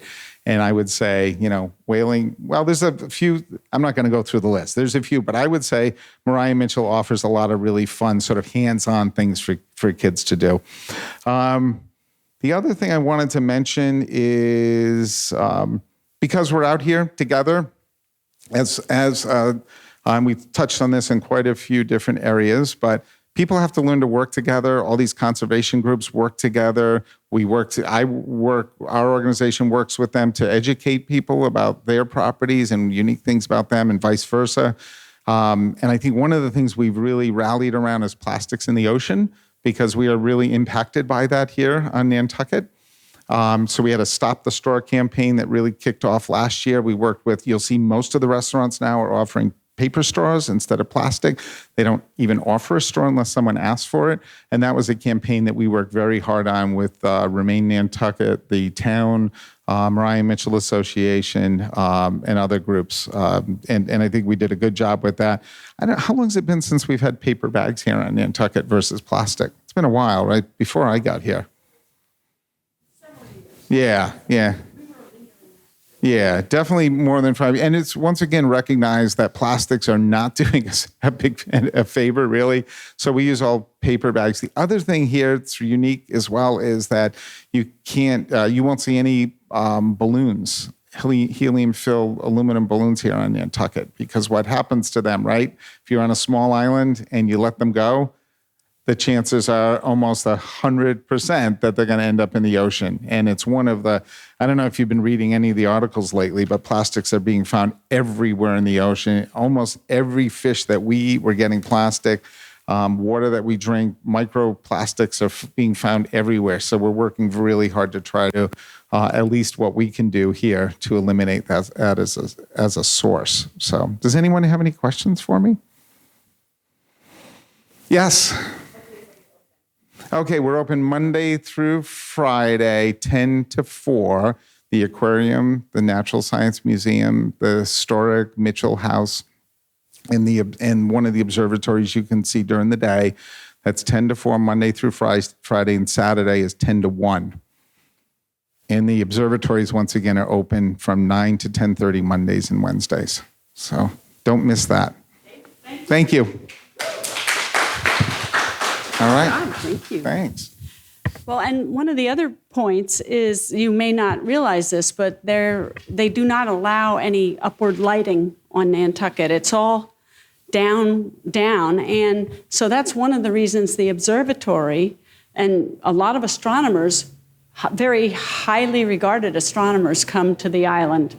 So another point I just thought, just fun fact, is we have the, what's it called? Not the NHA, it's the Historic District Commission, the HDC. We have a lot of acronyms here, sorry. But you may have noticed that a lot of the houses have gray siding. And the joke on Nantucket is, come visit me in the gray house with the white shutters, because everybody seems to have a gray house with white shutters. But did you know that they can only paint their house, I believe it's 10 colors. In other words, they can only paint their door one of 10 colors, and it's regulated. And that's, I mean, it sounds weird, but that is part of the character of the island. And it's just something that keeps the history present with us all. One other point, and that is, when you think about all the people who went whaling, all the men who went whaling, who was left behind to run the town? The women. And what is very wonderful about our history is that women, way before many other women's movements or anything like that, discovered that they could shoe horses, and they could repair plumbing, and they could do everything that was needed in a town. So many of the women who did it out of necessity, not out of principle, learned that women were capable of doing amazing things. And as a result, not only has Nantucket been a place where there have been a lot of women-owned businesses forever, much more so than other places, but a number of the women were major parts of the suffragette movement because they knew they could. So that's another little part of history. And speaking of women, we have Holly Finnegan with us, and Holly is a serial entrepreneur, I believe. She is a lifestyle blogger. She started several businesses, but one of them is called Nantucket Black Book. Raise your hand if you've heard of it. Well, now you all know about this, and Holly's in the know about what's going on in Nantucket. So I'd like to have her give you how to find out even more. Thank you. From one very powerful female entrepreneur to introduce me, I really appreciate that. Marcia's been a big inspiration on this island for a lot of women. Speaking of women, Mary Ellen, how are you? Thank you, Marcia, for putting this together. And Marina, if you keep me updated on the 12-minute marker. Okay, thank you. Marina, actually right over here, used to be my intern last year for Black Book, and now she is running the social media and digital here at the Nantucket Chamber of Commerce. So I love seeing all these incredible women surrounded that are continuing to elevate. Guys, who's first year here again? Okay. Awesome. Welcome. So I came here 15 years ago this May. Okay. And similar to that, not understanding how Nantucket works. I had, after my first big night out on Nantucket, I said to someone, could you drop me back off at the gray house down that dirt road? And people were like, good luck. Okay.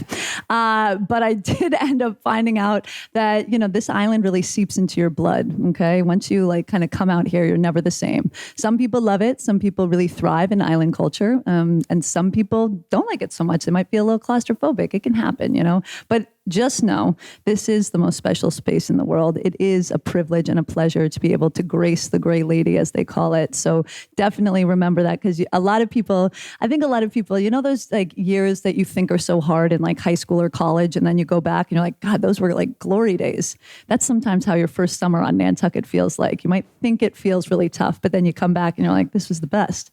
So I'm going to talk to you about fun, which was very nice of Marcia to give to me. I had a friend once when I saw him at a beach. He had kind of like a Harry Potter lightning bolt tattoo on his upper arm, and I looked at him and I was like, "Hey, Greg, how did you get that tattoo?" He's like, "Oh, one night, me and a couple of buddies had too many libations, and we gave each other tattoos." And I was like, "Ooh, that's like a nice lightning bolt." And he's like, "It's nothing compared to the guy who woke up the next day and had "I heart fun" written down his arm." So I think that is how I feel about this island. I love to have fun out here. I think it's an incredible place to build a business. I think it's an incredible place to spend a summer. I also think it's an amazing way to connect with a lot of really interesting people who you'd never have the opportunity to connect with other than being here for the summer. So stuff that we wanted to talk about is stuff that is for free fun and stuff that might cost a little money, but is also worth it, okay? So things that I definitely recommend for you guys to do is a way that I started my business is all based on advocacy instead of advertising. So instead of telling people what to do because somebody's paying me money, I'm telling people what to do and creating content for them because I would do it myself. And I think that's how you guys should feel as ambassadors for whatever you're doing out here. Because how many of you are in the hospitality industry? Awesome, right? So we're working with service all the time. People are asking you questions. It might be super overwhelming when you don't know where the bathroom is around the island, and that's what somebody asks you immediately. And you're like, good answer. If you find out where the bathrooms are around here, let me know too, right? So speaking of, how many public restrooms on the island? 3, right? There's the visitor services here downtown. There's here at the Dreamland, which is open to the public as well for a public restroom downtown. And the 3rd one is down at the Highline. Thank you, darling. Right next to Oath. Oh, yeah, yeah. Some of my friends call that the executive offices. They're very fancier looking bathrooms. They come with their own shower and everything. So anyways, good things to know. Ooh, Town Pier 2, right behind Slip 14. Good things to know, guys. Bathrooms are fun, right? And things that we all need. So things that that are really cool to do on the island, just to advocate for yourselves, walking on the island is incredible. Tell ladies not to wear, big high heels. If I'm going to wear heels, I always get a nice chunky wedge down there. This is not a place for stilettos. I think the hospital around here can tell you how many people end up going to the hospital for a, broken little ankle from women's wearing the Manolos instead of in Manhattan here on the island. So definitely don't wear wedge heels, or definitely do wear wedge heels, excuse me. I'd also say the walking trails around here, there's, we had chatted about, tons of conservation land out here. There's a beautiful walk called Sanford Farm, okay? Sanford Farm is located on the way out to Nantucket. It's about a 3.5 mile loop if you do it once, back and Fourth, once you go open up to the like pasture, or if you wanted to go all the way down the ocean, it can be about 7 miles. Beautiful Sanford Farm, Nantucket, sunsets, get a great walk in there. There's also, we were talking about Schulte, there's something called the Bluff Walk, okay? The Bluff Walk is it's actually really cool. So you know how Nantucket has a little bit of an erosion problem out here, right? So some of the, Mother Nature is always a little, see, she's agreeing. Mother Nature is always more in the know than we are. Well, out in Schulte, unfortunately, over the years, we have had some erosion issues with the beaches. So what you'll see when you go on the Schulte Bluff Walk is you're kind of looking by, on the left-hand side, all these beautiful homes on Baxter Road. And on the right-hand side, you've got the ocean. But on the left-hand side, when you see these houses, you're like, gosh, this walkway is so close to these people's houses. What is it like to have a public walkway like that, like right in front? Well, back in the 70s, they had basically a football field in front of them. So they used to have way more land out there. And Vanity Fair a couple of years ago wrote an article about Malibu and Nantucket and how there was actually a major erosion problem between both of these, what they call millionaires' playgrounds. So it's an interesting thing to look up. The Bluff Walk in Schulte is definitely a great one to go on. If you guys want to actually get a tour with walking, there's a guy, his name is Peter Brace. He runs something called Nantucket Walkabout. He's like Nantucket's gentle giant. He's almost like 6'8". And when he takes you out on these walks, he knows the walking trails out here better than anyone. So if you're looking for somebody to guide you walking, Peter Brace is the one. Or if people are looking for, when people go on vacation, they want to go on a hike or something like that, that's a great opportunity to tell them to do the walkabout. Marcia wrote on some of the things to talk about the golf courses. Any golfers out here? No, me neither. Great. So, but there are 3 golf courses, if anybody asks. And the one that that's public is called Maya Comet. So the Maya Comet Golf Course is out over near Maya Comet Beach. It's beautiful. They're actually building a new clubhouse eventually, but it's got a little driving range open to the public. The 2 private golf courses are called Sankaty Head. That's the original, the eldest. And then there's the Nantucket Golf Club. Both of those are on the way to Schulte, private golf courses. And then Skinner's out in Schulte, another public 9-hole concert. Thank you. Marcia, do you golf? Yes, see, Marcia be talking about golf. We'll leave that one back to her, but thank you. One of the other things we had chatted about is a lot of stuff to do out on the water. So do you guys like to swim? Yeah, one of the best things on Nantucket is the beaches. And the beaches here on Nantucket that's really cool is that they are all open to the public. There are very few and far between small areas that are, quote, private. Basically, it's 82 miles of coastline and everyone gets to enjoy it. They also have something called a rock run once in summer, and everyone will go around and do the whole, like in a relay team way, run the island's perimeter, which is really cool. But the beaches here on Nantucket, one of the other things I love about them, no one has to pay to park. When you go out and you go to, let's say, Jersey Shore or somewhere in like Hampton Beach, New Hampshire, they're all like $5, $10 to park. No parking here on Nantucket, which is so nice. So you don't have to, everyone's allowed to enjoy it. Nobody's making money off the beaches. They truly are meant to be for everybody. Speaking of beaches, if somebody asks you for kid-friendly beaches, there's an aptly named Children's Beach, which is located right over here on the outskirts of town, and Jetty's Beach. Those are really the most kid-friendly if somebody is to talk to you about where can I bring my family. If they're looking for beaches with services, Jetty's and Surfside both have full facilities. So for Jetty's, you'd be able to eat at the sandbar, and they have changing rooms and whatnot. And then at Surfside, they have the Surfside Beach Shack, and they've also got changing rooms and whatnot. Both of those are easy on the wave.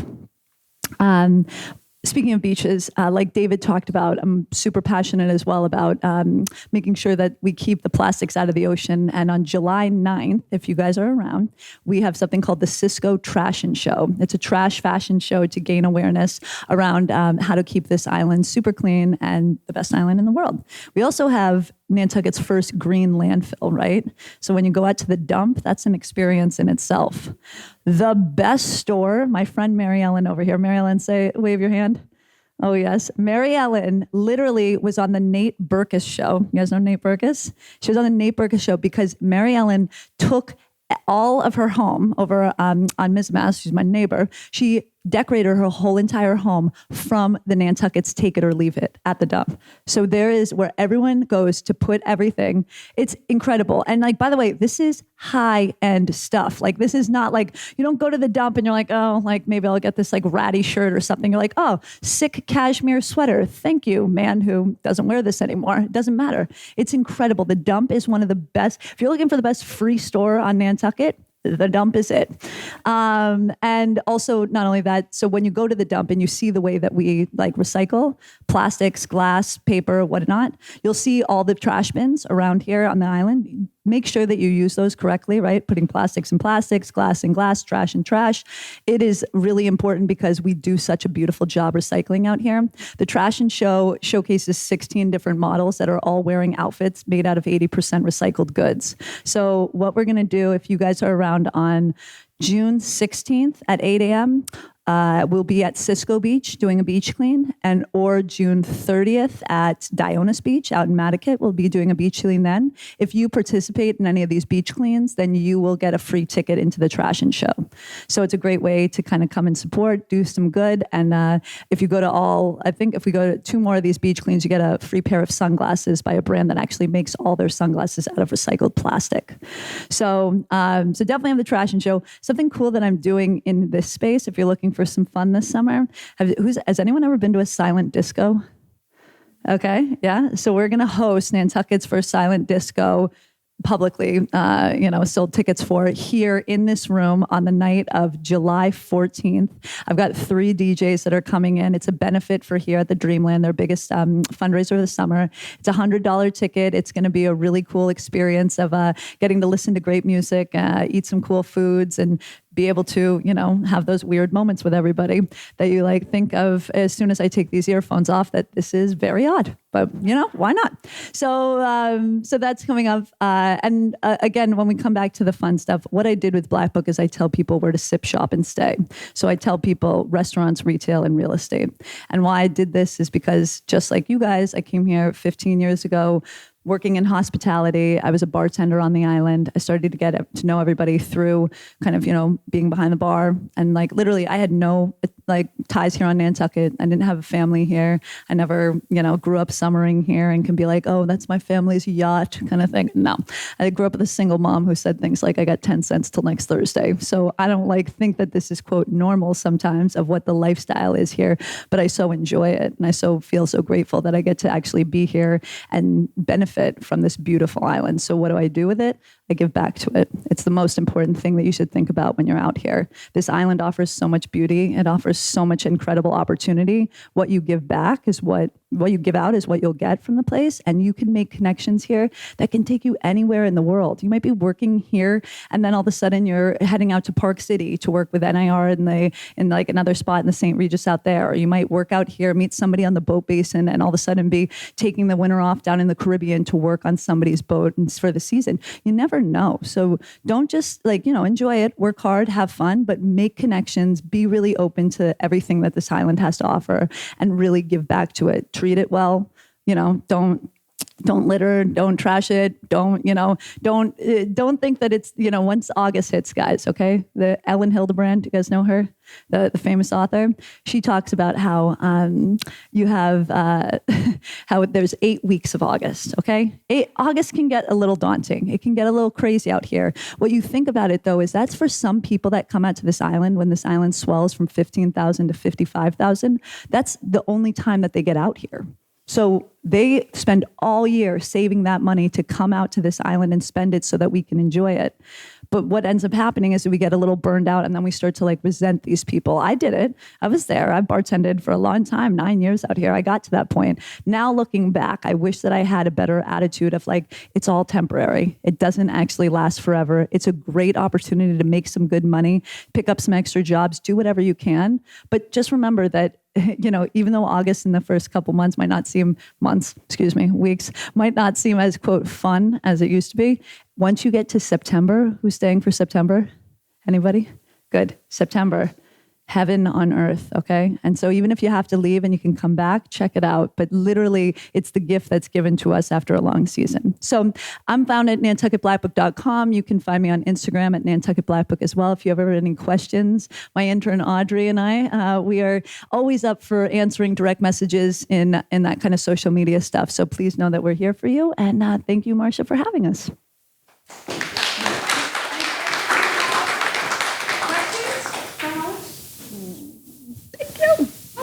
Oh my gosh, I told you, they're wedged. They don't meet the top. All right, and finally we have the David and David show. So David Sharp, who is the Director of Visitor Services, and David Martin, who is the President of the Chamber of Commerce, are going to give you the last stuff you really do need to know to advise visitors around the island. So. Do you want me to start first? Or? Okay, all right. Good morning. Welcome to Nantucket. I'm David Sharp, the Visitor Services Coordinator for the town of Nantucket's Department of Culture and Tourism. Has anybody ever been to our visitor center at 25 Federal Street? You have, okay. And has anybody ever been to any or seen any of our kiosks downtown at Straight Wharf, Greenhound? And we also have one at the airport as well in the season. So I would encourage you guys to come over there to either the visitor center or the other kiosks. We have a lot of great information. We are open at the main office 7 days a week from 9 to 5. We have a staff of 12, not just there, but also at our other seasonal kiosks. And also, we have the restrooms, as somebody was saying before. We actually are the public restrooms on the island behind the office. But there's also, I think you guys mentioned there are 3 public restrooms, but there are actually more. So we have a list of restrooms on our website, and also if by chance, because we had a roof done a few weeks ago, if by chance our restroom is closed, there's a list of other restrooms around town. And so they are, in addition to the Dreamland, you have one at our office, also at the end of Straight Wharf, and various other places that are hidden secrets. So make sure you get that list. The other thing that we do is as I said, we have a staff of 12, but we have a lot of information in the office, brochures, flyers, rack cards, you name it. But we also have maps. So one thing is that we have these pocket maps, which are great to have because they have the island on one side and the town on the other. And obviously you can put them in your pocket, but we also have other maps as well. We have the Young's Bike Shop map and a few other maps. So, if this doesn't work for you, there are other maps that we have. And so make sure to have one of these. We also, as they're discussing before, we have the Cultural District Guide at the office, and that is a map of downtown showing where the Cultural District buildings are. And this is my favorite, the Welcome to Nantucket Guide. So if you have any questions about beaches, biking, driving, other like dogs and other stuff, it's in here. It's kind of a little tongue-in-cheek, but it's kind of a great way to kind of get an idea of how things work on Nantucket. And so we have that there. But our main claim to fame is our travel lodging brochure, which we put out in the winter. And it basically has mainly information about where to stay, like the inns and hotels. But we also have information in the beginning about how to get here, how to get around here. We have tour information that's both walking and driving tours. We have Peter Brayson here, as somebody was mentioning. We also have, as David Gagnon was saying before, we also have a list of water stations around town. As you may know or may not know, that there's going to be a single-use plastics ban next year, so that if you get a water bottle, you're going to have to really get your own water container and fill it up at one of these water stations, and one of them is in our office. So in here is a little QR code it's on page 4. You bring your own water bottle, and the QR code is at the bottom, and then you can scan it with your phone, and then it'll show you the list of where to fill up your water. We also have information about recycling, which can be a little bit daunting because we are very thorough about how we recycle on this island. So there's another QR code you can scan. And so there's also, a lot of good information in this. So make sure to have this with you as well. The other thing is Janet Schulte had mentioned, she was here earlier, she had to run out to a meeting. But one of the things we're doing this year is part of the cultural district thing is the 200th anniversary of Herman Melville. So we're going to have some events going on this summer.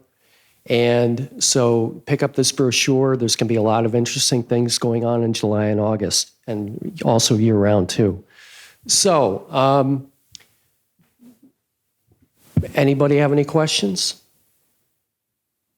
Okay. Be sure to stop at our office and say hello to our staff. They're always willing to help you.